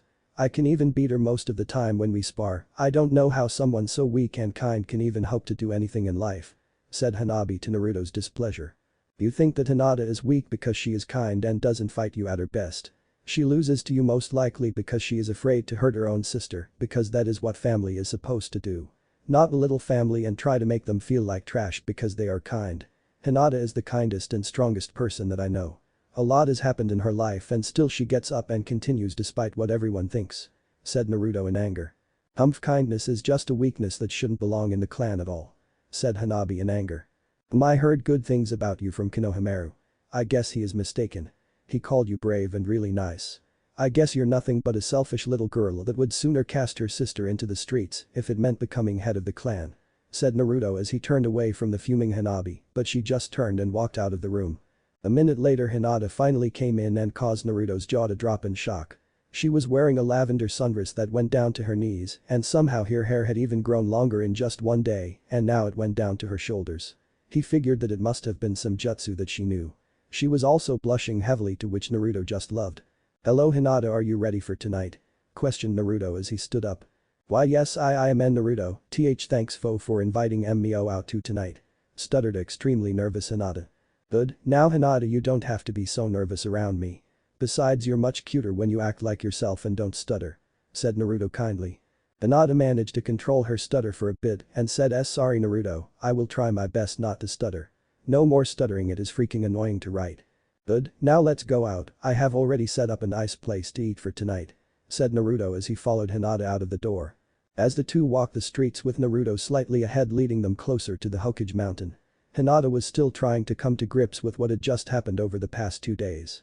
It went from her crush not even noticing her to him asking her father for permission to go on a date in just a day. Naruto, where are we going? Asked Hinata softly. Well, I have a spot up on the Hokage's mountain that I thought you would enjoy. I usually go up there whenever I want to be alone. Said Naruto as he grew bold and grabbed her hand. At first he was afraid that she would pull back, but he was surprised when she squeezed in response. Even though she was able to reassure Naruto that she liked holding his hand. She herself was yelling in her mind how lucky she was to be holding his hand. They soon reached the top of the mountain and Hinata saw the clearing that they were going to. It looked nice, but there wasn't anything else to her disappointment. Seeing the look on her face, Naruto smirked and pulled out a scroll with a seal on it. He unsealed the contents and to Hinata's surprise a table with candles on it with 2 seats appeared in a puff of smoke and a full dinner meal, leaving Hinata speechless. Naruto, this is amazing, how did you do this? She asked in awe as she sat down in a chair that Naruto offered her. When I was training I had some clones cook this and some others made sure that everything else was sealed properly. I was able to learn a few seals from Iro Sennin and I just kept practicing. I heard that the Yondaime Hokage was a seal expert and I hope to surpass him one day in everything that he was good at. Stated Naruto as he passed her some food. Use your imagination to what they are eating. For the next hour the two of them sat there and ate while conversing pleasantly about what they had been doing ever since they were placed on teams. Naruto soon sealed everything up and the two of them found themselves on top of the Yondaime's head watching the sunset. Hey Hinata, here I wanted to give you these. I hope you like them. said Naruto as he unsealed the flowers that he got earlier and handed them to surprised and blushing Hinata. Oh my god, does he know what these flowers mean? Does this mean that he actually likes me? Thought Hinata.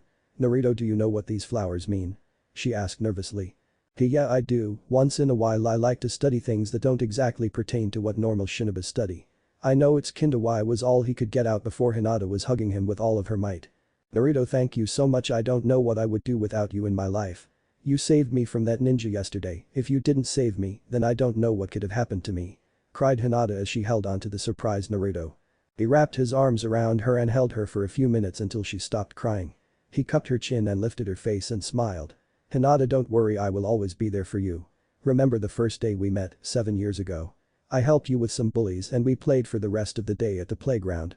Yes, I do, Naruto, we played for a few weeks, but then you stopped coming and started to chase after Sakura. I was really saddened by this, I thought that you had forgotten about me. Said Hinata while she was still in Naruto's arms. Trust me, Hinata, I wanted to continue to play with you, but after one of the days the villagers had something to tell me. A bunch of them attacked me and said that if I didn't stop hanging out with you, then they would kill you. I couldn't put you in danger because of me, even though you were my best friend. So I put on the mask from that day on and started to chase after Sakura. I'm sorry for ever hurting you, Hinata, please will you forgive me? Explained Naruto sadly. Naruto, thank you so much, and I'm sorry if I had been stronger I would have been able to help you.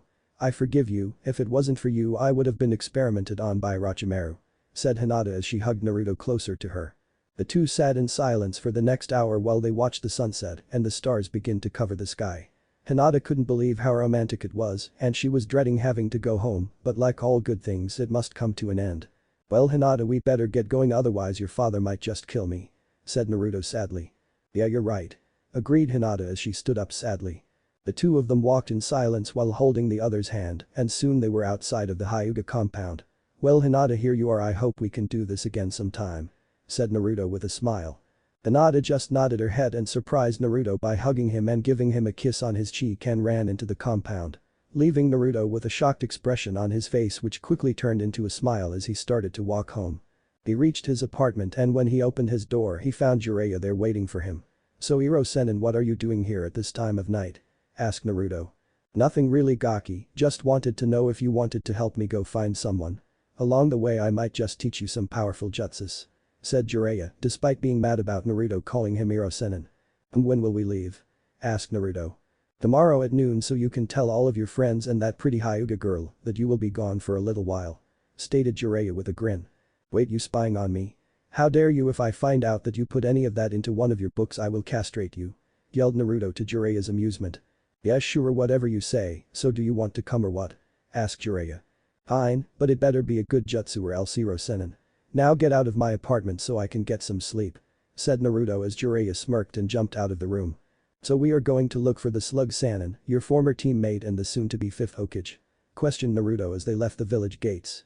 That is exactly what we are doing, Gaki. So why did you bring Hate Sensei and me? Well, we won't just find her in a day, so consider this a training trip. Besides, your sensei wants to help you with one of your techniques. Stated Jiraiya. Oh, so what will you be helping me with? Asked Naruto. I'm going to be helping you with your dance of the Biju. Said Hate. Oh well, I actually have a plan to make the technique work in the near future. I spent a few hours thinking about it last night. Said Naruto. So is that what you were doing this morning, Gaki? Working on your new technique before we left? Said Jiraiya. Oh, I'm not too sure if that is what he was doing this morning. I mean, he did kinda look red, but he wasn't sweating too much, so it must have been something else. Joked Hate. Maybe it had something to do with the pretty Hyuga girl that he was with last night. Suggested Jiraiya with a smirk, causing Naruto to blush. Shut up, Iro-sennin, don't blame me that I have a girlfriend now and you don't. Said Naruto. So that is what you were doing. You went to go ask her out before we left, you sly fox you. Said Jiraiya after brushing Naruto's insult off. So when are you going to introduce me to her? Asked Hate. When you finally introduce me to Yugao like you said you would, sensei. Plus you already met her at the Chunin exams a month ago when she lost to her jerk of a cousin, Niji. Said Naruto. I'll introduce her to you when we get back, okay? I was wondering why you were so mad when that girl was hurt by her cousin. It was pretty weird seeing how mad you were about some person just getting hurt, but now I know why.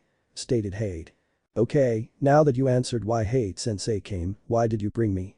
Asked Naruto. Think of this as a short training trip. I am going to teach you one of the fourth Hokage's most prized jutsu, the Rasengan. It is one of the jutsu that made him famous in the world," said Jiraiya. "Sweet, so when are you going to teach me this jutsu?" asked Naruto. "When we reach the town, we need some supplies to learn this attack, Naruto," said Jiraiya. "Okay, well I guess I can wait a bit," said Naruto. A day later in a village. Don't know the name of the village. Naruto was sitting on a bed in the room that Hirosenin, Hate, and him had all gotten for the day, while the two started to look for any clues that might lead to Tsunade. Naruto himself was spinning the water in a balloon using only his so that he could pop it.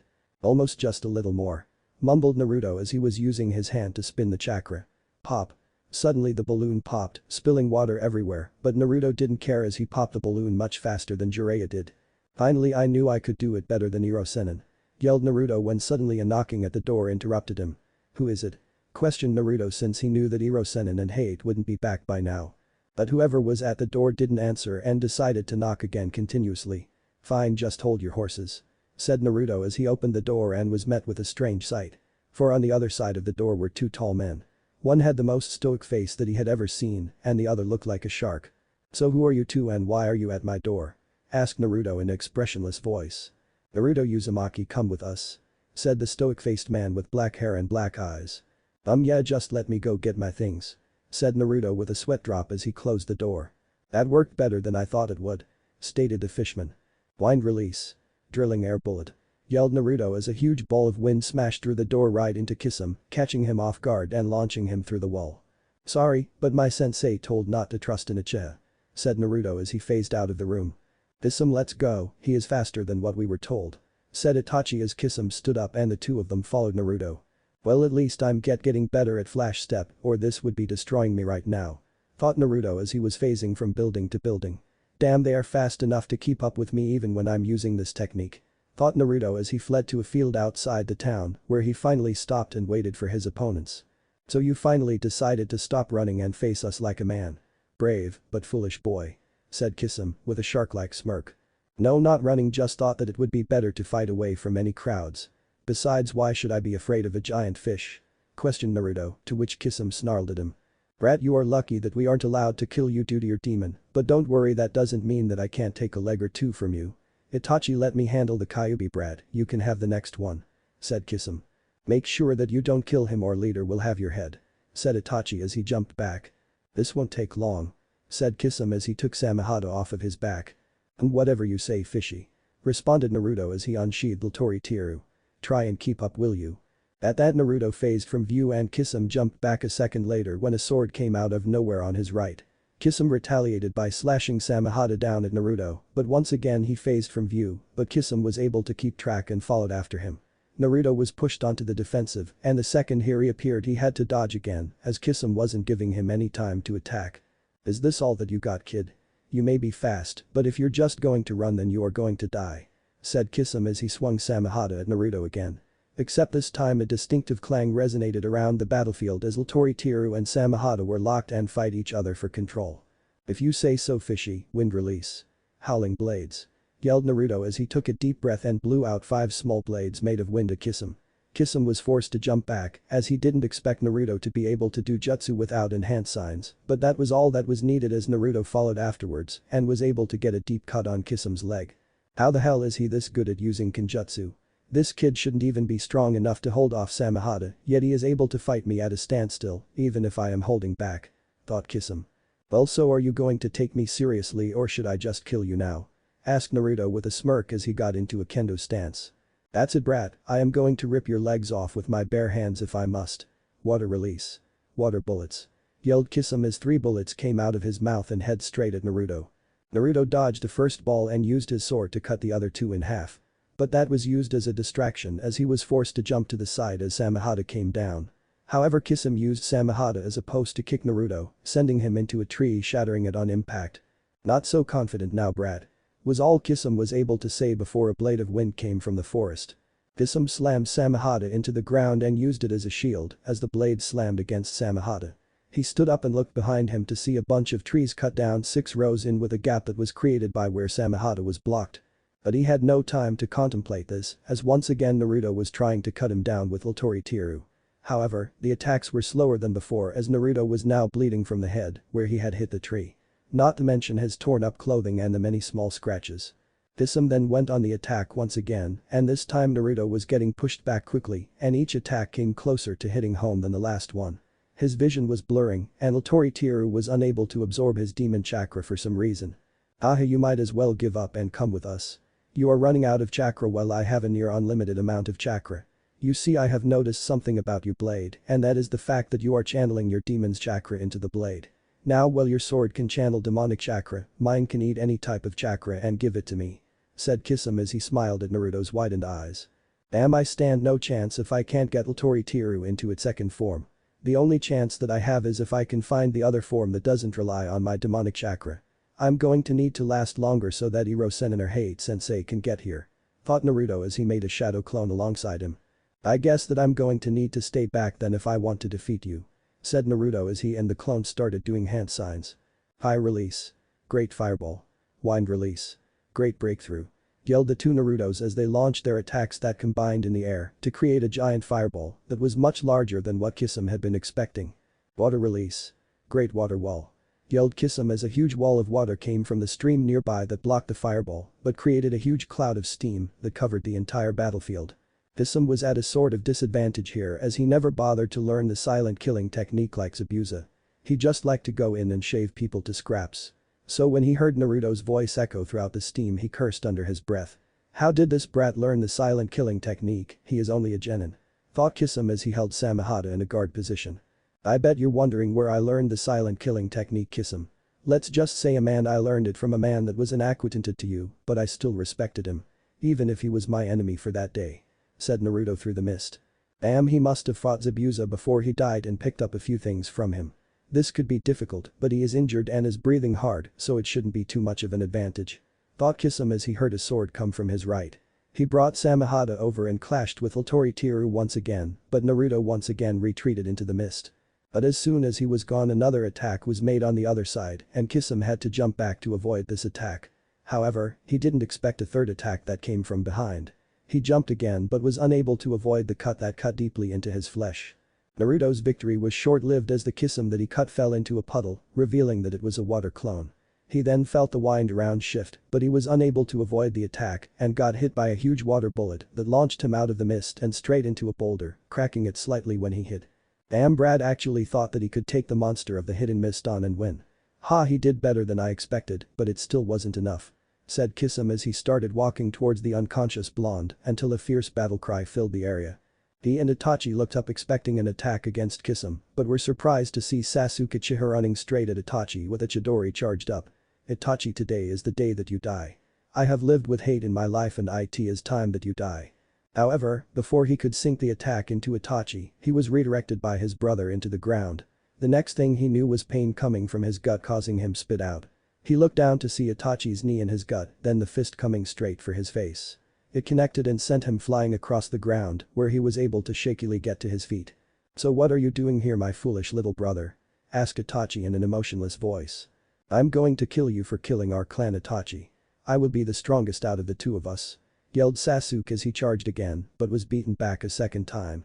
"So you're here to kill me and not to save your teammate and friend?" questioned Itachi. "Get ready, you are about to find out where the rest of this story will be going in the future.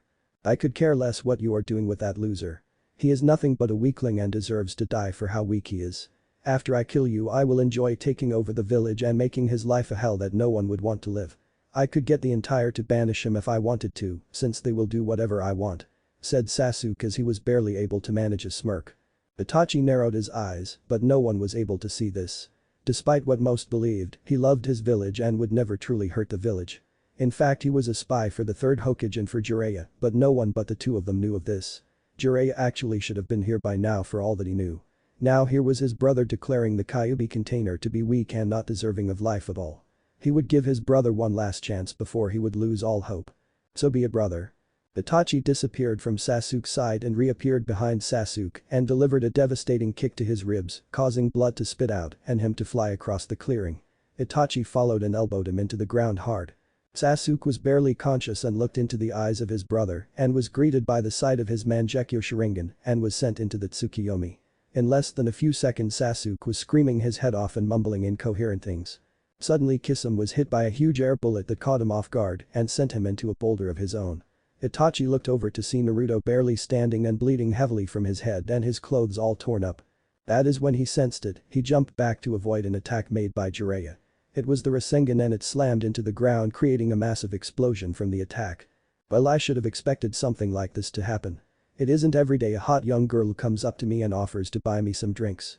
Said Jiraiya as hate landed alongside him. Meanwhile Naruto limped his way over to the Sannin while Kisame picked himself up and seemed to be bleeding from numerous small cuts. Kisame, we are leaving now. Jiraiya can possibly take us both on at the same time and possibly win, but with Heiichiro by him the odds are in his favor. Said Itachi as Kisame nodded in agreement. We will meet again, Naruto Uzumaki. Stated Itachi before the two missing ninja jumped into the trees. Damn, that fish man can pack hard punch. Said Naruto before he fell and passed out. While Toriichiru turned to ash in his grip and blew away. Well, looks like we better get on the move before Tsunade decides to move. We now have an idea where we can find her, we just have to get there before she decides to move again. Said Jiraiya as Hate nodded and picked Naruto up and the two jumped into the trees to continue on to the next town. Meanwhile Mido Guy jumped into the clearing yelling dynamic entry but was surprised to find no one there but an unconscious Sasuke in a crater. He picked the boy up and was now heading back to Konoha after he concluded that Naruto, Hate, and Jiraiya all go away safely from Kisame and Itachi. A week later Naruto, Hate, and Jiraiya were now approaching the town known as Tanuka, and God was Naruto amazed by the size of the town. He had gotten the second stage of the Rasengan down earlier than both of his senseis thought was possible and was now close to finishing the third step to the surprise of the two senseis. So this is Tanuka town, I thought there was supposed to be some huge castle here or something. Commented Naruto dryly as they walked through the street. What are you talking about, Gaki? The castle is right there, started Jiraiya as he turned to point at the castle only to find the nothing but a bunch of rubble. Run for it, giant snakes. Yelled a man as he ran by them away from the castle. It seems like Orochimaru is also looking for your teammate Jiraiya. Stated Hade. Yeah, we better find her quickly to make sure nothing bad happened to her. Commented Jiraiya as Naruto made 50 clones that all split off into different directions to start looking for her. Why don't we look for some rooms now while my clones look for Tsunade? Asked Naruto as he casually walked down the street. Good idea, Gaki. Said Jiraiya as he took the lead once more and led them to a nice hotel that they could stay in. An hour later Naruto popped up out of his training, causing both Jiraiya and Hei to jump a little. One of my clones found her in a diner not too far from here, so let's go and get her now. Said Naruto as he led the way this time. They soon entered a diner and Jiraiya quickly spotted his teammate drinking a bottle of sake while her student sat there with a small pig in her arms. Let me do the talking, okay? Stated Jiraiya as he walked up to Tsunade. Tsunade and Shizune were sitting there at one of the many diners of Tanuka town, having discussion about what had just happened a few hours ago with Orochimaru. If what Orochimaru said was true, then Sarutobi was dead and Orochimaru could bring both Dan and Nawaki back from the dead. When suddenly Tsunade. What are you doing here? Exclaimed a man with white hair. Yep, this day couldn't get any more interesting than what it is now. Jiraiya, what the hell are you doing here? Yelled Tsunade as she spit out her sake in surprise. What, can't an old friend just stop by to say hi? Asked Jiraiya as he sat down by Tsunade while Naruto and Hate sat down beside Shizune. Since it involves you, I doubt it. So what are you doing here, and don't try and lie. Said Tsunade as Naruto, Shizune, and Hate just watched the interaction with interest. Fine, Sarutobi-sensei is dead and we need a new Hokage, Tsunade. Stated Jiraiya with conviction. Tsunade looked at him for a second before turning and saying a simple no. This of course got Naruto extremely angry, to which he soon let her know his anger. What do you mean no? Don't you have any respect for the old man and don't you love your village at all? Questioned Naruto. Tsunade narrowed her eyes at Naruto before responding with her answer. Of course I have respect for my sensei, but that doesn't mean that he wasn't a fool. Just like all the other Hokages that came before him and the one that came after him. Said Tsunade before she was punched in the face by a blonde teenager. Don't ever say that about the fourth Hokage in front of me. Growled out Naruto. Tsunade looked up and immediately understood what the kid was talking about when she saw the blue eyes, blonde hair, and the whisker marks on his cheeks, but she wasn't going to take anything from this kid, despite who he was.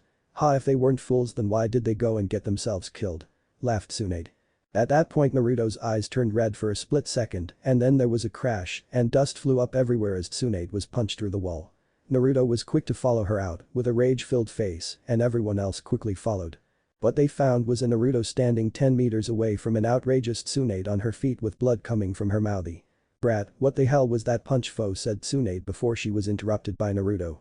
"How dare you belittle their sacrifice like that? They gave their life for people other than themselves so that others could live and you call them fools. At least they had something worth fighting for and faced their problems head on. Unlike a drunk washed-up woman who can't get over her past, it makes me sick just to see what you've become. From one of the greatest Sannin ever to someone who so easily disrespects the memories of those that I admire," said Naruto with conviction as Tsunade lowered her head in shame slightly, but that soon changed to a defiant look of her own. "What would you know about sacrifice?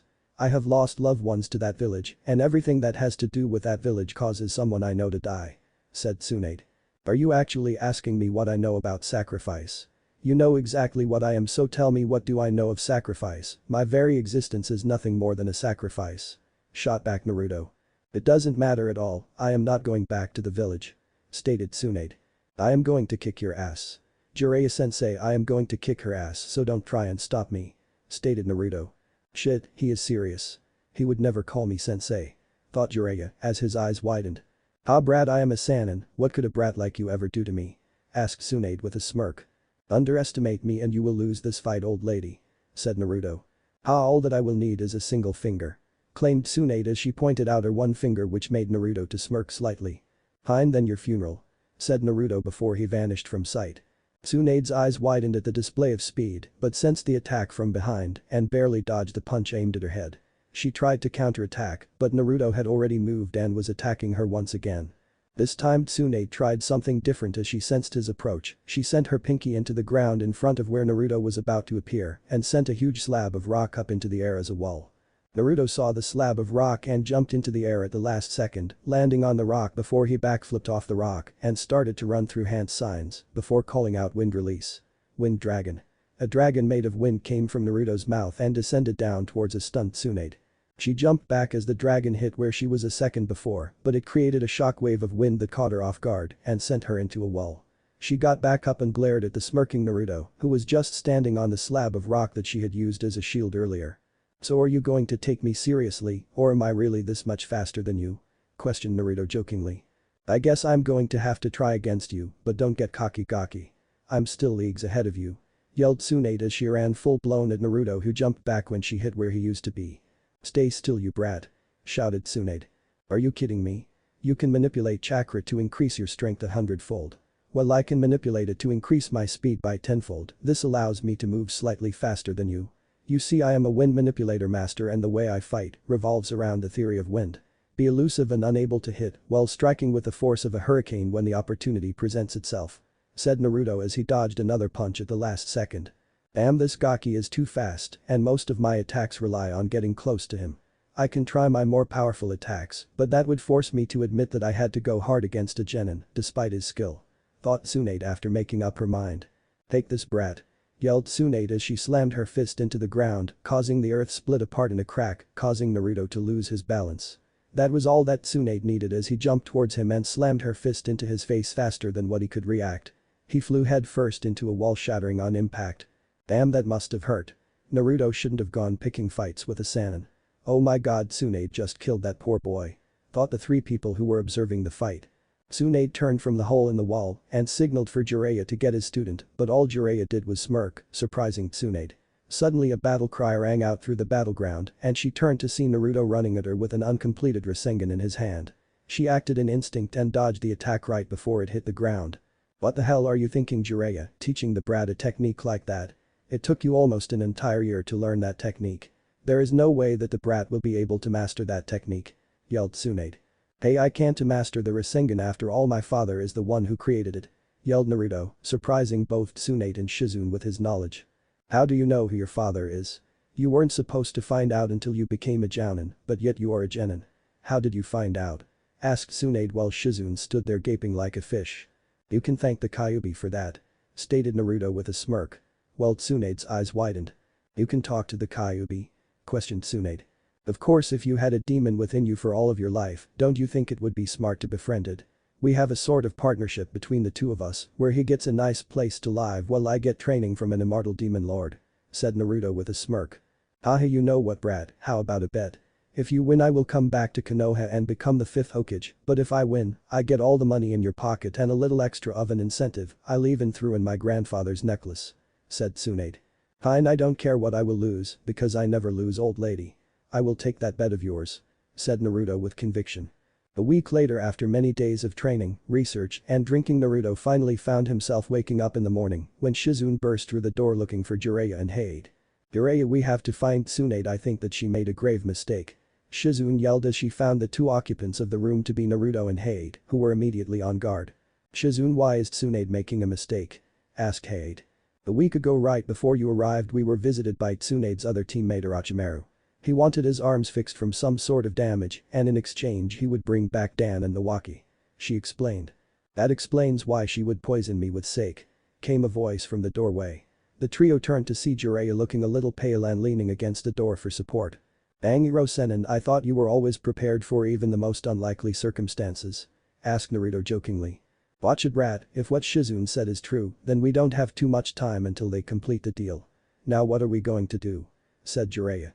Well, how are you doing, Jiraiya? You will need to fight Orochimaru, and we would need to know who else to expect if we go fight him. Stated Hade as he got his katana ready. Well, there was Orochimaru, then there were two others that were probably around Jounin level, but one of them seemed sick. He had white hair and a very stoic expression on his face.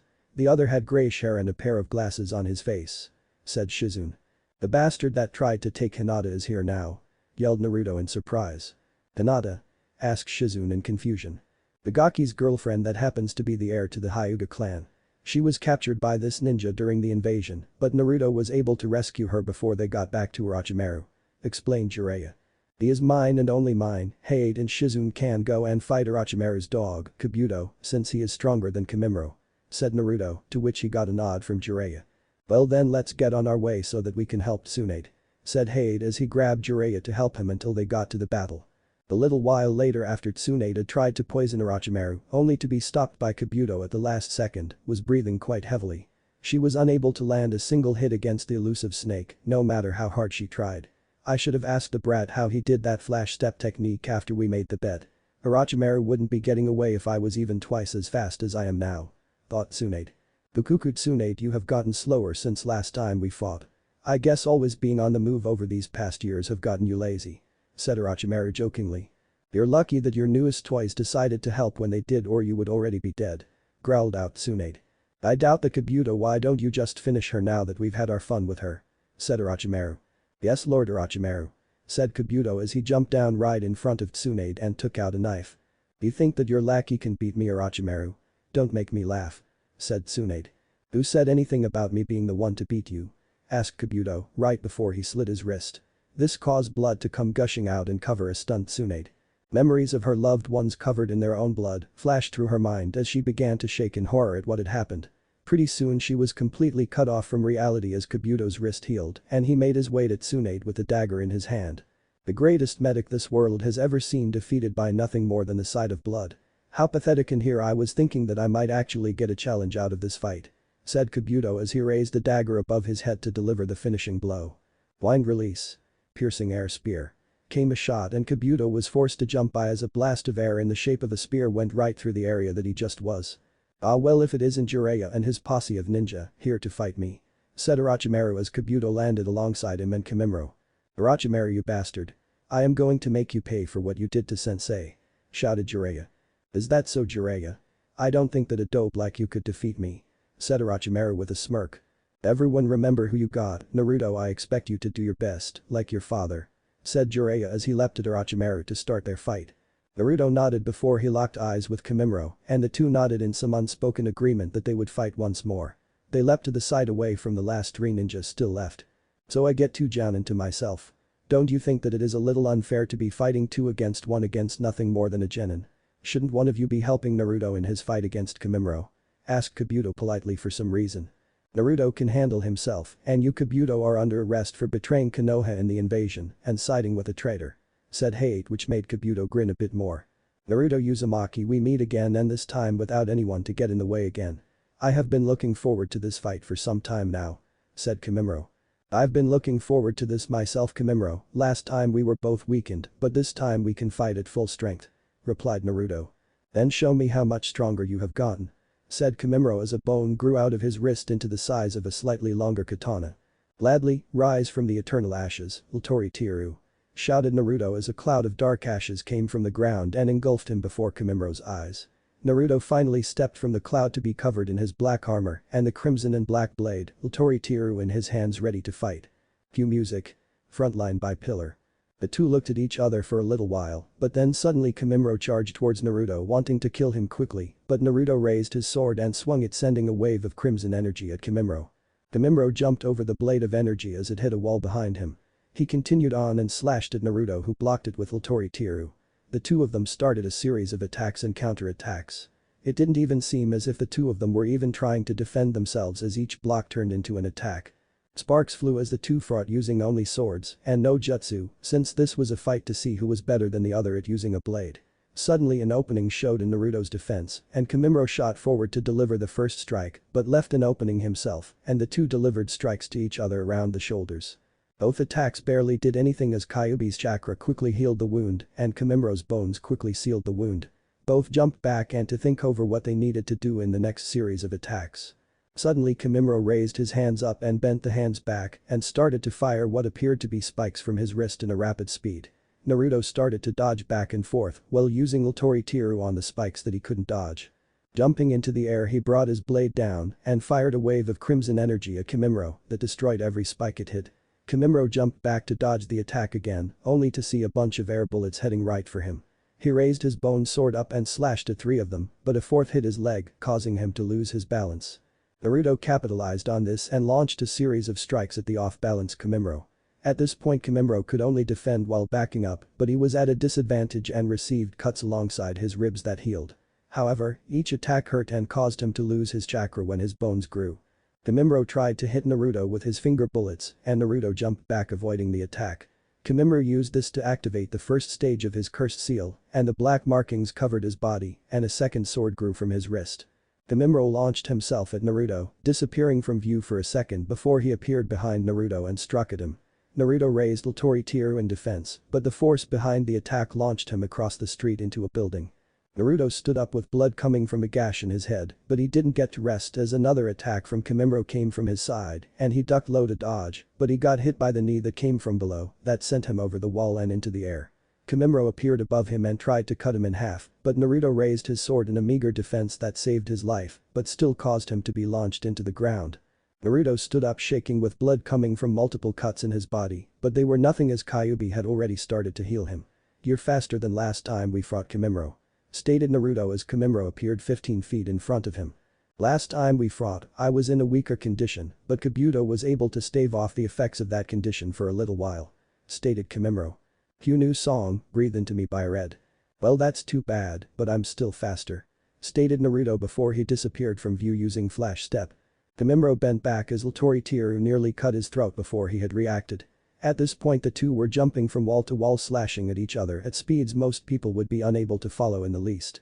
Sparks flew throughout the battlefield appearing right after the one before. This continued for a good few minutes as the two swordsmen duked it out at high speeds, each refusing to lose to the other. They both stopped fighting and landed on two different walls facing each other, both having blood come from multiple wounds on their bodies. "This is one of the best fights I have ever had, Kamimuro, too bad we're enemies," said Naruto. "Yes it is a pity Uzumaki, but as long as Orochimaru is used for me, I will fight and die for him," responded Kamimuro. "I don't get it, why would you willingly give your life for someone who just uses you for their own selfish goals?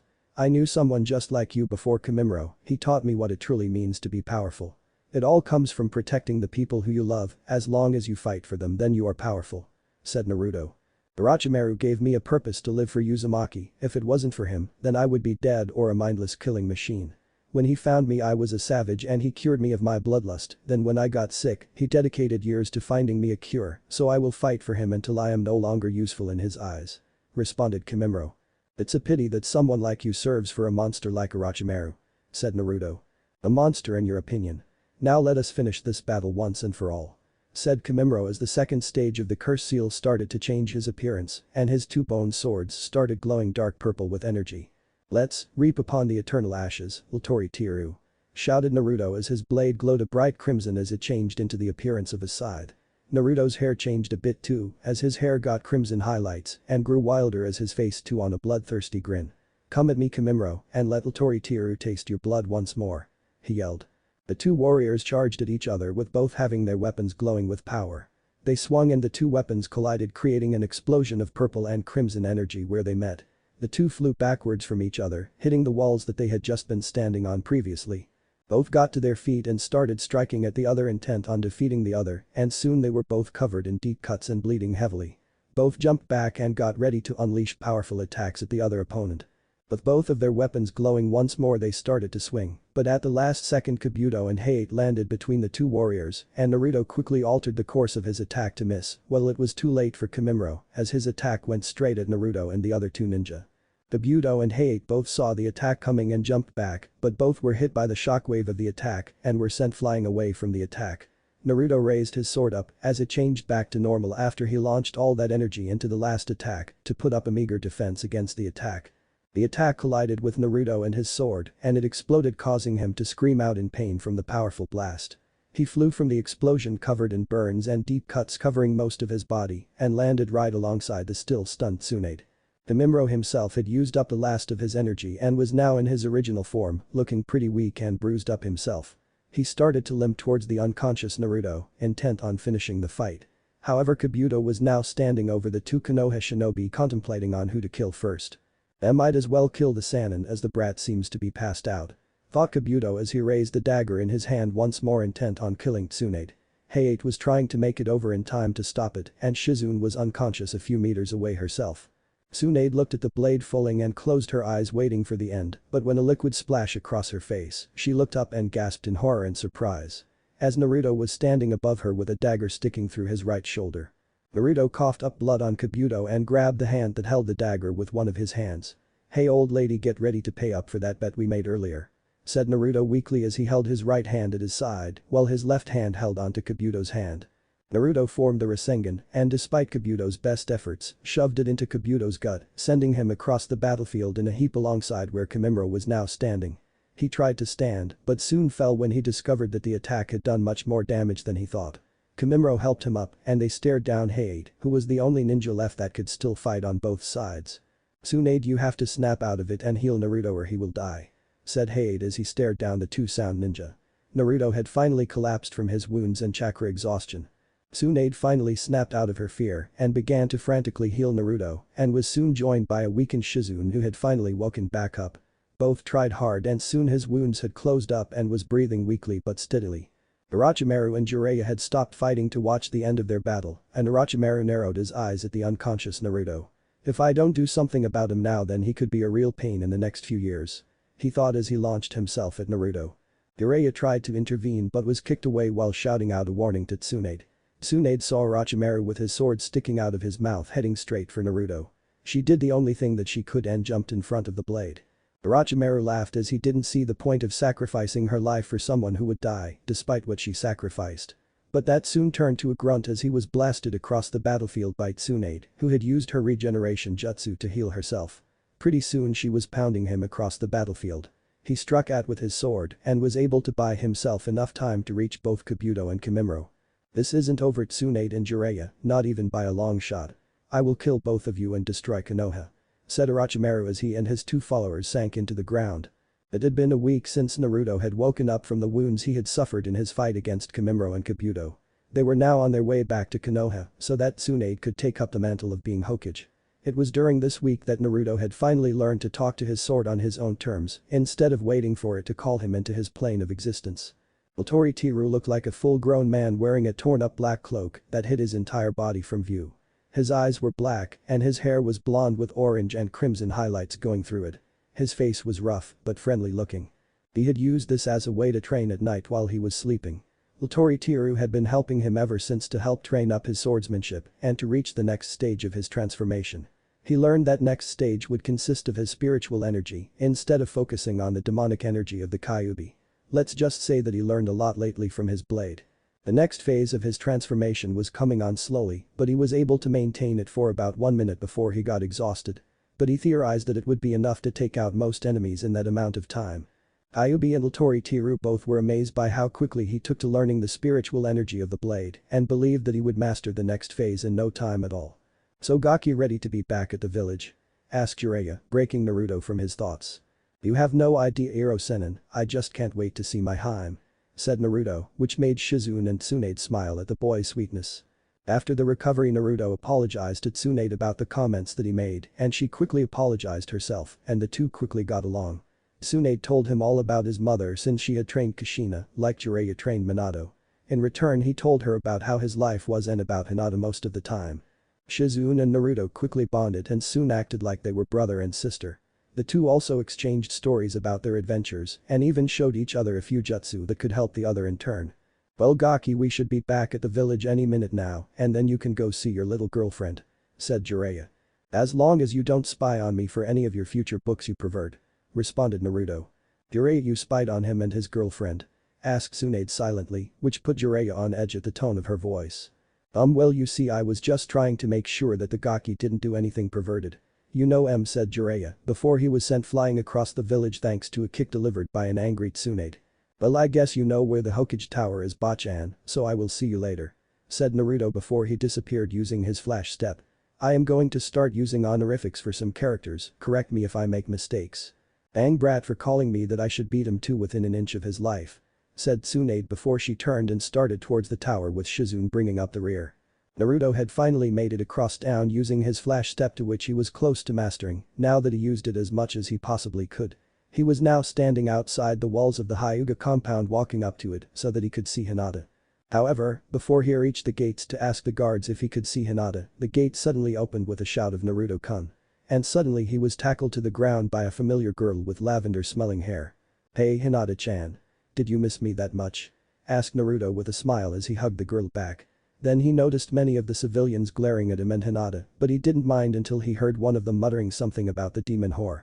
Suddenly he was gone and a moment later he was standing on the other side of the street lifting the man who had made that comment by his neck. "Never ever let me hear you call her that again or I will kill you," growled out Naruto. But he released him when he felt a gentle hand on his shoulder. He turned to see Hinata looking at him with concern and he grabbed her hand and the two of them walked down the street towards the Hokage monument. They didn't speak until they reached the top of the mountain and were sat against one of the trees. "I'm sorry for what I did, Hinata-chan. I wish you hadn't seen that side of me, but when I heard what that man called you I couldn't take it," said Naruto sadly. "It's okay Naruto-kun, this village doesn't deserve for someone like you to defend each and every day," said Hinata with sadness as she held his hand and waited for Naruto to realize what she had just revealed. "Yeah, I guess, but this is my village, you know," shouted Naruto in surprise and fear as he jumped away from Hinata. Hinata smiled a warm smile at Naruto and responded.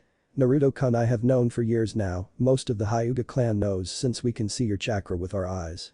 That's why I have always wanted to be your friend, since you are strong enough to keep even the strongest demon from killing all of us. I just want to know that it doesn't change any of my feelings for you, if anything this makes me like you even more." "So you really don't care then, Hinata-chan?" Naruto looked down for a second before he continued. "I'm sorry for not telling you myself, Hinata-chan. I just thought that you would be afraid of me like everyone else is in this village," he said. Then he was wrapped in the arms of Hinata and he didn't waste any time as he hugged her back for all that it was worth. They both broke apart and looked the other in the eyes before they leaned in and closed their eyes. Naruto felt Hinata's lips touched his and he was suddenly in a world of bliss as he was finally kissing the girl that meant everything to him. He didn't care what the village thought about this as he kissed her. But soon he heard a few of the villagers muttering about him and his demon whore and that threw him into a rage. He stood Hinata up and rounded on the villager and disappeared. He reappeared at the villager's throat with his sword unsheathed in his neck. "Never ever say something like that ever again while in front of me or I will remove your head from your shoulders," growled Naruto before he stepped away and walked over to where a surprised Hinata was standing. "I'm sorry for that, Hinata, could we perhaps go somewhere less crowded?" asked Naruto, and when he got a nod from Hinata he took her hand and they proceeded to walk to the Hokage mountain. When they got there they sat underneath one many trees and sat there in silence until Hinata broke the silence. "Naruto, you don't have to punish everyone that insults me for dating you. I know they deserve it but I don't want to see you get in any trouble," said Hinata. "I know that, Hinata, but it hurts me when you're sad or if someone is calling you names. If the council wants to make something out of it then they can try, but I am no longer the same person and I will fight for my rights now," said Naruto as he hugged Hinata. "But father told me that the civilians have been calling for your execution or banishment even more than usual lately," she said as a few tears came out of her eyes. Naruto leaned down and gently lifted her face up so that he could look her in the eyes. "Don't worry about me, Hinata, old man Sarutobi always prepared for the day something like that might happen. If they try anything then I will be ready," he said as he leaned in to kiss her. What happened next was a very aggressive makeout that lasted for several minutes before they stopped to breathe. Both had flushed faces and were breathing hard as they laid back once again. I know that I don't have to worry about you getting hurt, but I don't want you to leave me, Naruto. If they did banish you or try and have you executed, then I would like to come with you to wherever you go. She said, to which Naruto looked at her in surprise. Hinata, you don't have to come with me, you will always have a life here in Konoha. If I leave I will always be on the run no matter what I do. I don't want that life for you, Hinata. He said as he held her close. Don't you understand, Naruto, without you I have no reason to live here. You have always been my strength that kept me going. I couldn't live without you in my life. She said sadly, then she added something else. Father told me that the civilian council has been trying to enact the law for Sasuke. I am one of the girls that they want to marry that creep. What? They are just planning to hand you and other girls to him, as if you were a breeding machine that only existed for him. Don't worry, Hinata, I will do anything to protect you from them, even if we have to leave the village. He said as he hugged her even tighter. I wish we could just stay like this forever. Said Hinata softly. I do too, Hinata, I do too. He said as he held her. Sasuke Uchiha was mad. No, he wasn't just mad, he was absolutely furious with the way things were going. He had just learned that there was a new Hokage in Konoha, and this one didn't treat him with the respect he deserved. Just like that fool of a Hokage that had just been killed by the man Orochimaru. Then there was the dead last Naruto, who was proving to be anything but a dead last. If he had heard correctly, then Naruto was stronger than him now, even though he would never admit it. Naruto had been able to defeat Gaara, a sound jounin that was said to have been an elite, and was even able to hold his own against Itachi's partner. Ever since he started using that sword, Naruto has been one of the most powerful ninja the village had ever seen in a long time. I had to have been the sword doing, and Sasuke knew that a weapon like that would easily be able to help him kill Itachi. Yes, that is what he needed to do. He had to get that sword from Naruto. If he could get that weapon, then he would be undefeatable. There was no way that a weapon like that should be used by a weakling like Naruto. Now I just need to get those fools on the council to force him to give me his sword, and all that power will be mine. After that I can go and find Orochimaru and force him to train me. Suddenly he heard a noise come from his window, and he turned and threw a kunai at whatever made the noise, only to hear a clang as it was blocked. Whoa, hang on there, man, I don't think you want to kill the guy who is here to offer you the chance to come and be trained by Orochimaru. My name is Kidomaru, and Orochimaru has sent his personal guard here to escort you to him. Said the four-armed sound jounin. Orochimaru sent you then? I guess I could use some training from him, but first there is business here that I need to attend to. I will be ready to leave in just 3 days, then I will meet you outside the east gates of Konoha at this time. Sasuke replied, to which Kidomaru only nodded before he left. Soon I will have the strength to kill you, ICHeart. Thought Sasuke as he laid down to prepare him for his meeting with the council tomorrow. The next morning found Naruto walking towards the Hokage Tower for a meeting with the council that he was informed that he was to attend. He already had an idea of what this was about and he wasn't happy about it. But then again, Shikamaru was also summoned to the council, so he wasn't too worried. He entered the meeting to find all of the civilian councilors glaring at him, with the shinobi council looking at him with kindness in their eyes. Tsunade was smiling at him, but the 2 advisors were glaring at him behind her back. Naruto Uzumaki and Shikamaru Nara, you have been summoned to the council by the Hokage. Do you know why you're here? Asked Tsunade. Not really, Bachan, but I don't think you would call me here if it wasn't important. Stated Naruto, who ignored the cries of outrage that came from the civilians and the advisors. Well, we are here to discuss your actions during the Chunin exams last month. It has come to my attention that you, Naruto Uzumaki and Shikamaru Naru, both showed leadership and a grasp for tactics. Furthermore, you both, along with Kiba and Inuzuka, fought against a sound jounin and saved Hinata Hyuga from being kidnapped by Orochimaru. For these actions I have found it prudent to award both of you with the honor of being a Chunin. Said Tsunade with a smile. Hokage, how can you let this thing become a Chunin for our village? Shouted an outraged citizen. Are you questioning the way I do things in this village? Asked Tsunade dangerously. Now what do the 2 of you have to say for your promotions? Even though it is troublesome to be a Chunin, I will follow any orders that you will have me do. Said Shikamaru lazily. I will uphold my position with honor and dignity until I die, Bachan. Said Naruto professionally. Yes, I believe that you will, Naruto, you better not fail me. She said with a smile. Hokage, since we are done with this part of the meeting, I would like to bring up a number of issues that have came to light over the past few weeks. Said one of the braver civilian councilors. What is this issue that you want to be brought up then? Asked Tsunade, clearly annoyed. Well, it has come to my attention from a very reliable source that this boy here has stolen an object of someone else's and has been using it. Said the councilor. What is this object then, honorable councilor? Asked Tsunade as her and the shinobi's eyes narrowed at him. I have heard from Sasuke Uchiha that this boy here forcefully stole that sword that he has now. I say that we make the deep rat give it back to Sasuke," said the counselor. "So you believe that the arrogant prick of an Uchiha actually owned this sword at one time and that I stole it from him? You people are so in love with Sasuke," yelled Naruto. "Watch what you say, brat, or we will have you killed here for your words," yelled one of the other counselors. "You have no right at all to call for my execution, only the Hokage can order an execution, so stop acting all powerful. Plus I received this sword from my summons after I passed their test. It is a part of my soul and can be used by no one else," said Naruto. "That is a lie, the Uchiha can use any blade that is in this world or the next. Now we want you to give the sword back to its proper master," yelled the counselor. "No, he will not, that sword belongs to him and no one can force him to give up his weapon. I have seen him use the weapon personally and I must say that he works well with the sword. Now that that is cleared up, do you have anything else you would like to talk about?" asked Tsunade while she glared at the civilians. "Oh, so nothing else that has to do with me, then I will take my leave then," said Naruto after a period of silence, but as he was walking out he heard something that would anger him to no end. "Yes, we would like to talk about the rebuilding of the Uchiha clan under the Kra. I am proposing that we give him at least 3 wives that are all strong so that the clan will flourish in the years to come," said one of the counselors. "And fine, what 3 girls do you have in mind then, counselor?" asked Hiashi in suspicion. "Well, Hiashi, I was thinking that we have Sakura Haruno, Ino Yamanaka and your daughter Hinata Hyuga be his wives when he turns 16. Sasuke himself has expressed interest in your daughter, you should be very proud," said the man with a smile, while Hiashi looked pissed. "No, my daughter will not marry the Uchiha in this world or the next. He is arrogant and undeserving of her affection and I will not stand for such a thing. Besides, my daughter has already been betrothed to someone else before she was even born," said Hiashi with anger. "What type of lie is this, Hyuga? If she was already betrothed, then why is she currently dating that demon?" asked the counselor as he pointed at Naruto, who had decided to stay.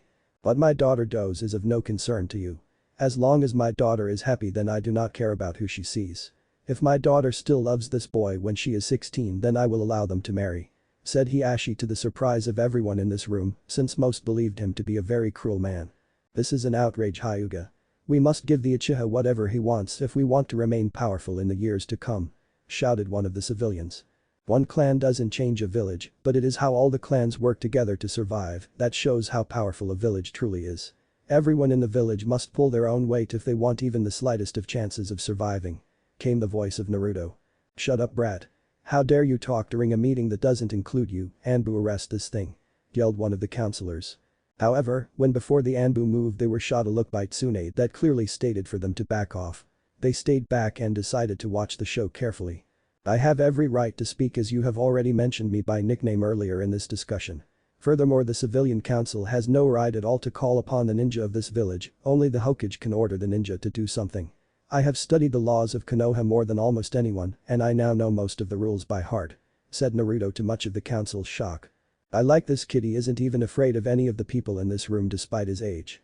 Furthermore, he is completely right, so I say we call this meeting to a close and go home for the day," said Inoichi as he stood up with his 2 friends. Naruto bowed before leaving, and when he walked into the waiting room to find a smirking Sasuke with his hands held out as if he was expecting something, Naruto ignored him and just walked towards the door until he felt someone pull on his shoulder and turn him around. "Oh, I think you are forgetting to give me something that belongs to me now," said Sasuke smugly. "Team the Hokage has ruled in my favor in this matter, so don't ever try and take my sword from me again or next time I will scar you for life. Ultori Tiru is a sentient sword and chooses its master, and it chose me, so no matter what you do, you will never be able to use him," said Naruto as the 2 glared at each other. "You're weak, dope, a sword like that should be used for one of the elite.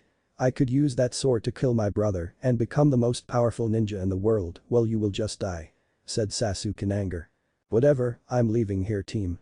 Go pick on someone weaker than you since I know that that is the only way for you to get it up," said Naruto calmly as he was about to exit the room but stopped short when he heard Sasuke's next phrase. "Maybe I might just go and meet my wife to be Hinata. I will enjoy making her scream and cry when I'm with her," said Sasuke with a smirk on his face. "Sasuke, if you ever lay a hand on her I will kill you. Besides, Hiashi has already stated that he will not allow his daughter to marry some prick like you and has already given permission to one day marry his beautiful daughter. Now if you will excuse me, I am going to go meet with Hinata and then train," he said as he walked out of the building while leaving a fuming Sasuke behind. Naruto and Hinata spent the next 3 days hanging out, all of them time, and some training, as Hinata wanted to be able to protect herself better. They had already started to develop a better Juuken stance for her that utilized her flexibility with her water infinity. At first it took a while for her to go all out against Naruto, but the second she stopped holding back she started to grow in leaps and bounds. Naruto had even showed her a few water jutsu that he learned that would be able to help her in the future. She was much stronger than she was before and was even able to defeat her sister easily, but also gave Neji a very close fight in one of their spars. That also changed as Neji was back to his old self and became really protective of Hinata and even threatened Naruto with harm if he ever hurt her. It was early in the morning of the 4th day when Naruto and Hinata were both walking towards one of the training grounds. When suddenly Shikamaru ran up to them panting, it was quite a surprise to see him work up any type of sweat. "Naruto. The Hokage wants us at her office right now. She says that she has a high-ranking mission that she needs us for," shouted Shikamaru as ran past them. "Damn, it must be important or he wouldn't be running like that. Sorry, Hinata, I will need to see you later," he said as he kissed her cheek and ran off behind Shikamaru. It took them less than a minute to reach the Hokage. "Hokage-sama, what do you need of Naruto and me?" questioned Shikamaru. "We have a shinobi in our ranks who has left the village to go to Orochimaru. I need you two to take a team and bring him back to Konoha at all cost," she said. "But Sasuke, isn't it? He got that strange mark from Orochimaru and has been acting even worse lately," said Naruto. "Yes, unfortunately we cannot allow Orochimaru to get his hands on the Sharingan and we still need it. Your two will choose 3 others to accompany you on this mission. Do you have anyone in mind that can help you?" she asked the 2 newly promoted Chunin. "Hokage-sama, there are more experienced Chunin out there right now that could do better than us. Why are you choosing 2 new Chunin to do such an important mission?" asked Shikamaru. "There are no more Chunin that we can spare on this mission, Shikamaru, so you two will have to do," said Tsunade. "Fine, then we want to take Neji Hyuga, Choji Akimichi, and Kiba Inuzuka. Neji can use his Byakugan to find traps and prevent ambushes from happening. Choji can be our heavy hitter and Kiba should be able to easily track down Sasuke," said Naruto, to which Shikamaru nodded. "Fine, they will meet you at the eastern gate in the next 20 minutes. I suggest you use this time to prepare yourselves and say goodbye to your friends," Tsunade said sadly. "Don't worry, Bachan, no gay emo team is going to beat us back," said Naruto as he stepped out of the room. "Troublesome," muttered Shikamaru as he jumped out of the window. 20 minutes later found the 5 ninja that were going on the mission at the gate, saying their final goodbyes to their friends and family. Naruto was hugging Hinata, who was crying. Shikamaru and Choji were talking to Ino, Neji was talking to Tenten, and Kiba was just talking to his dog. Then Sakura ran up to Naruto and punched him in the jaw, sending him down to the ground. She looked pissed and was met with an angry glare from Naruto himself. "Sakura, do tell me why you decided to punch me just now. You monster, if it wasn't for you then Sasuke would have never left the village. You made him feel weak even though he is the strongest ninja this village has ever had. If you don't bring him back then I will make your life a living hell," she yelled. "How dare you blame me for the team leaving, you selfish bitch. He left this village for the sole reason of getting power to kill his brother. Don't worry though, Sasuke will be coming back and if he resists he will be coming back without an arm if I must," said Naruto angrily as Sakura gasped in horror. "How can you say such a thing, Naruto, you are actually a demon," she shouted before she got slapped across the face by Hinata, who was now glaring at Sakura. "Don't you ever call Naruto a demon again. He keeps us all safe from the Kyuubi and if I remember they are going to find your traitorous friend, not the other way around," said Hinata in rage, which made Sakura cry and run off. "Well, that's my girl," shouted Naruto as he kissed her on her lips and turned to the others waiting for him. "Okay, here is what we know of the mission so far. Last night Sasuke Uchiha was spotted leaving the village with 4 ninja from the Sound Village. Our job is to catch up to these ninja and bring Sasuke back whether he wants to come back or not. Now let's get going and finish this mission before the day is over," said Naruto as he jumped into the woods with the rest following behind him. Now just to let you know, this will be a time skip to the part where Naruto faces off against Kimimaro for the very last time. Here is the part where my story will take a major turn from the original plot. "So Kimimaro, we meet again. I was hoping that we would have solved our differences by now," said Naruto as he stood there with Tori Teru in a guard position. "Yes, Naruto, I was hoping that, but as long as you are against my master I will fight you. He is everything to me and even promises that he will find me cure for my sickness when we get back. Now let's conclude this fight once and for all," said Kimimaro as he adopted the first stage of his cursed seal and 2 bone swords came from his arms. "You actually believe that Orochimaru can find a cure to your sickness when he couldn't even heal his own arms? I can Tsunade heal your arms and offer you a home away from Orochimaru for the rest of your life," said Naruto. I cannot believe that Orochimaru would do that to me, until it happens I will fight for him. Retorted Kimimaro. He is only using you as a tool to get Sasuke for himself. The second you lose your usefulness he will leave you behind or even have you killed for a failure that isn't your fault. You are serving a master that doesn't care for you at all. It was all a lie. Shouted Naruto. You don't know what you're talking about. Lord Orochimaru cares about every one of the people who serve underneath him. Shouted Kimimaro in rage as he charged at Naruto. Naruto had just achieved something most people, including Orochimaru, could ever achieve. He had just made Kimimaro doubt his master and attack in a blind rage. Naruto easily dodged each and every attack that was sent at him by this rage-induced Kimimaro. The attacks were easily read and countered by Naruto, and soon Kimimaro was covered in deep cuts courtesy of Lattori Tiru. Kimimaro, I used to know someone just like you, he served his master faithfully and gave his life for his master. However, his master still died that day, and in his final breaths, he told us that he wished he had never treated his servant the way he did, but rather as a son. Can you ever say the same thing for Orochimaru? Has he ever showed any sadness for one of the ones he calls his servants, when they die? Asked Naruto when the two of them separated. Kimimaro looked up with tears in his eyes and looked at Naruto. He was breathing heavily and cut up from multiple attacks. Orochimaru is the only one who has ever treated me with kindness. When my clan was killed off I was all alone until he found me and started to train me. If I left him, where would I ever be able to go? I just can't ever be able to betray that kindness no matter what. Shouted Kimimaro as more tears came down his face. I know that this would never happen, but in my story it would have to happen if I wanted to continue this story with its current direction. I know how you feel, Kimimaro. In my village I was hated by everyone and no one ever treated me kindly until I turned 6. On that day a man approached me with a proposition to be trained by him and I was overjoyed. He taught me how to be a ninja, but in the end I was betrayed by him when he tried to destroy my memories so that he could turn me into his own personal weapon. I was able to escape with most of my memories, but before I could escape he erased my memories of his name and his face. But I escaped since I knew that what he was doing was wrong. You are the exact same way, Kimimaro. Break away from his chains. Said Naruto gravely. What will I do then? If I do break away from him he will just kill me then. Said Kimimaro as the two ninja heard the sound of projectiles flowing through the air.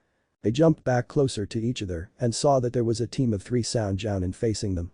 The middle one was the tallest with black hair and had a large sword strapped to his back. The other 2 had masks covering everything but their eyes. Kimimaro, I'm sorry to say this, but Orochimaru gave us orders to eliminate you on this mission. It has come to his attention that you are getting too strong for your own good and he didn't feel like waiting for his poison to finish you off. Said the leader. What do you mean poison? Kimimaro shouted in confusion. Oh my, I don't think we were supposed to tell you that information. Oh well, I guess it doesn't hurt since you and that genin will be dead in a few minutes. You see, Orochimaru has been mad lately at your recent failures, like failing to grab the Hyuga and nearly losing in your fight last week. So he decided to poison the day after the invasion. You see, he had actually been able to cure you, but since you failed to grab the Hyuga, then he decided that you didn't deserve to live. Said the tall man. I'm sorry, Kimimaro, this isn't the way I wanted to prove my point. Said Naruto as he put his sword back into his guard position. Don't be, Naruto, it seems like you were right and I was wrong. Is there any chance that I could join the leaf against Orochimaru? Asked Kimimaro as he made 2 more swords. It seems like you still have some fight left in you, Kimimaro. You 2 take the genin and come and help me with the traitor. Said the leader before he leapt at Kimimaro. Be careful, Naruto, those 2 work well together, one is good close range and the other has some powerful long range attacks. Said Kimimaro before he jumped off to engage the leader. Why do we have to fight the genin? This should take absolutely no time at all. Said the one with the sword drawn. Don't worry about it, I heard this one can put up quite a bit of fight. Haven't you heard about the blonde Konoha genin that can hold his own against jounin? Said the other that had senbon needles. I don't know where you get your information, but I have been promoted to chunin, so said Naruto as he raised his sword. So the brat likes to use swords. I got this, support me if I can win. Said the taller one. You get to have all of the fun, just kill the brat quickly. Said the shorter one. Are we going to fight or are the 2 of you just going to talk? Said Naruto as he dodged a quick slash from the taller one. I'm going to kill you now. Said the taller one as he continued to swing at Naruto, who was blocking all of the attacks easily. He saw an opening after a minute of blocking and knocked the man's blade aside, giving him access to the man's neck and a killing blow. Before he could finish the strike though, a series of senbon launched at him, forcing him to dodge back. Dang, that was close. I guess we will actually have to work together to kill him. Said the one with the sword. You can try. Said Naruto as he disappeared in a flash and showed up behind the ninja with the senbon and slashed him across the back. I should let you know now that I was holding back against you. Said Naruto as the ninja fell to the ground. How did you get over there?" yelled the man with the sword. "I can multiply my speed by 10 using a special technique. Now it is about time you die and I go capture a traitor," said Naruto as he disappeared again to above the man. He swung down and a blade of wind flew from the blade and cut the ninja in half while he was still stunned about Naruto disappearing. "That wasn't too hard. I guess the intensive training that Kyuubi has been putting me through lately is starting to truly pay off," said Naruto as Kimimaro showed up again. "It seems Orochimaru believed me to be weaker than I actually am," said Kimimaro. "He probably believed that we would both be near death or he would have sent more," said Naruto before he turned his head to the direction where he had just heard shouting. "Naruto, it seems the flames of youth flow brightly in you," shouted Lee as he made it over to where Naruto and Kimimaro were still standing. "Lee, what are you doing here? Shouldn't you be resting after your surgery?" asked Naruto in confusion. "I was, but I feel much better now, so the Hokage said that I could come and help with the sand team," said Lee proudly. "So Gaara is here, and why aren't you surprised about Kimimaro here not trying to kill us?" asked Naruto. "Well, Gaara actually apologized to me about the whole crushing me thing, and that guy there doesn't look like he wants to fight right now," said Lee as he flashed one of his smiles. "Well, okay then Lee, I need you to do something. Kimimaro here was poisoned and betrayed by Orochimaru, he has given his support to the Leaf. I need you to take him back to Tsunade and tell her that he was betrayed and is now loyal to us. Tell Shikamaru and Kiba since they have fought him before and know who he is," said Naruto, to which Lee nodded and turned to Kimimaro. "What about you, Naruto? Can you retrieve your comrade? There is no doubt in my mind that there are more Jounin with your comrade now," said Kimimaro. "Don't worry about me, I unlocked a new level of power that far surpasses my other form. I should be able to get him back," said Naruto as he got up and flash stepped to make up for lost time. "So we are going back to Leaf now then?" asked Kimimaro as Lee shouted an affirmative. Naruto flashed through the trees faster than most people could ever hope to achieve. He knew that Sasuke was tired from being carried in that barrel, but if there were sound Jounin helping Sasuke, then they would be carrying him. Finally he reached the bottom of the Valley of the End and the two massive statues of Madara and the first Hokage. It was here that he saw 5 sound Jounin on top of Madara's head with Sasuke in the middle of them. "Sasuke, what the hell are you doing, siding with the Sound Village is treason," shouted Naruto as he landed on the first Hokage's head. The Sound Ninja moved aside so that he could talk to Naruto face to face. "Did they actually send such a piece of trash to bring back me an elite? I was expecting a full team of Jounins, not some crappy genin that can't even make a Buinshin," said Sasuke as a few of the Jounin smiled in victory as they thought that this would be an easy battle. "Believe what you want, Sasuke, but I am bringing you back to the village and your pink-haired whore. I have nothing against Sakura, but it just fits when Naruto is banished to make her a bitch." "You can try, or are you forgetting that there are also 6 Jounin level ninja here?" asked Sasuke with arrogance. "All that I see are a bunch of Jounin that barely passed their exams and got assigned to a mission to escort a genin with an ego the 6 of Uranus," said Naruto with a bored expression on his face, which seemed to anger the other ninja even further. "I am going to enjoy ripping out that brat's throat," said the ninja on the far right. He was a huge hulking man and had metal claws attached to his wrists. The next to his left was a woman with brown hair and a fairly short stature. She was armed to the teeth with kunai, shuriken, and senbon. The one at the center looked like the biggest threat as he had a ninjato strapped to his back and seemed to have the kanji for earth tattooed to his forehead. He had a calculating look in his eyes. The other two looked extremely similar and were most likely twins. They both had black hair. One had a massive sword and the other had a massive battle axe the size of Naruto himself.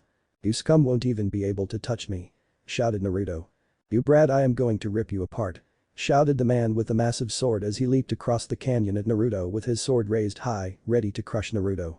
"Wind release. Drilling air bullet," shouted Naruto as he shot a ball of compressed air at the man who was in the air. It hit dead on and exploded in mid-air, sending the man crashing back to his friend's group. "Let's go wild," yelled Naruto before he disappeared from view. He arrived in the air in a flash of life as he swung Ultori Teru down, creating a sharp blade of wind that forced the group of ninja to separate. The leader made huge pillars of rock come from the face of Madara, forcing Naruto to use one as a platform to jump to the one with the massive sword, who was still holding his chest. The one with the battle axe saw Naruto coming and swung his axe, but he slid underneath the blade and cut the man with the sword head off. This time the girl started to throw senbon at him, but he quickly dodged them using the flash step and started after her to remove her as a threat. Suddenly the large man with the metal claws blocked him off and started to attack him, then the leader came up and used his ninjato to help. They both broke off from their attack at the same time when the man with the battle axe came down, smashing it into Naruto's blade, causing dust to rise up from the crater. When the dust cleared, they saw Naruto in a small crater blocking the massive axe with his sword. Sasuke used this time to launch a few fireballs at Naruto, who ducked under the axe and used its falling momentum as a shield from the fireballs. Naruto flashed away from the center of the group and appeared on one of the feet of the first Hokage. "Well, congrats on beating me with my sword being unsealed, but don't worry, I have something new planned for this battle," said Naruto as he pointed his sword at the group of ninja. "Now watch as I show you the final form of Tori Tiru. Fly to the four corners of the world, Tori Tiru," he yelled as tornado formed around him, blocking him from view. Suddenly the tornado exploded, sending a shockwave of energy across the valley. When they regained sight of Naruto, they saw that he was different. He now white robes that had azure color trims on the edge. His sword was all black still, but instead of having a crimson hue, he now had an azure hue to it. He grinned at him before he disappeared into wind. "Think like how smog disappears when a car passes through." "What the hell happened to that brat?" shouted the man with the claws. "I don't know, it seemed like he just became the air around him," said the one with the axe as they all started staring off into different directions. "Hanpeki Rakurai?" came the voice from Naruto above them, but when they looked up they saw a blast of white light surrounded by an azure aurora came from the sky and head to the middle of their group. They all jumped away from each other, which would prove to be one of the biggest mistakes that you could ever make against Naruto. The man with the claws was in the air looking both ways before he saw the outline of the kid in his vision. He swung his claws at him only for his claws to pass through the near-transparent Naruto. "Missed me?" mocked Naruto before he stabbed the man right through his heart, quickly killing him. The others quickly regrouped to find one of their numbers already dead. "Where the hell are you?" shouted the leader. "I'm everywhere, I am nothing more than the wind," said Naruto in a voice that actually sounded like it was coming from everywhere. "Oh, where are you?" shouted Sasuke as he launched a ball of fire into a random direction. "I am right here," came Naruto's voice in the middle of the group. They turned to see the wavy image of Naruto inside their formation. The one with the axe swung down, but the blade went right through Naruto, just distorting his image a bit. Naruto swung his sword through the air while it glowed blue. "Kanpeki Rakurai." The blast of white and azure energy tore into the man with the axe and killed him quite brutally. The leader then performed a jutsu to cause a tomb of rocks to cover the transparent image of Naruto. However, the ninja quickly saw that this wasn't going to work as colored air flowed from the cracks and reappeared in the form of Naruto. He launched himself at the girl and slashed her across the chest before she could respond. She would live if she found medical attention. Then he turned his attention on the leader once again and started to do hand signs. "Wind release. Flying wind shurikens." He yelled as hundreds of shurikens made of wind flew at the man and ripped him to shreds. Finally he turned his attention onto the last remaining member of this group. "So Sasuke, are you going to come willingly or are you going to fight?" asked Naruto with a smirk. "What the hell is this? How are you strong enough to kill all of them without even getting hurt?" asked Sasuke, who had his Sharingan activated and two kunai held in reverse grips. "Is that all that you wanted to know? Wow, I thought you would have some harder questions. Well, I guess you Uchiha aren't very smart, good at fighting, yes, just not good at thinking. So why don't you just kneel down like a good dog?" said Naruto as he got closer to Sasuke. "How dare you mock me, you orphan piece of trash," shouted Sasuke as he charged Naruto. "Wrong move," whispered Naruto as he dodged the one kunai and brought his sword down to Sasuke. Right before he hit though, he stopped and whispered, "Kanpeki Rakurai." The attack exploded with much less force than what it did the last few times, but it was enough to send Sasuke flying unconscious and bleeding from multiple cuts. Naruto floated over to Sasuke's unconscious body and reverted out of his release. He looked down to Sasuke and reflected on all that had happened since the two boys met and couldn't help but let a tear slid down his eyes. "What happened to our friendship, Sasuke?" asked Naruto to himself as he picked Sasuke up and flash stepped back to Konoha and the waiting arms of destiny. What if Sasuke, Naruto, grandson of daimyo, end here and thanks for watching my video till the end.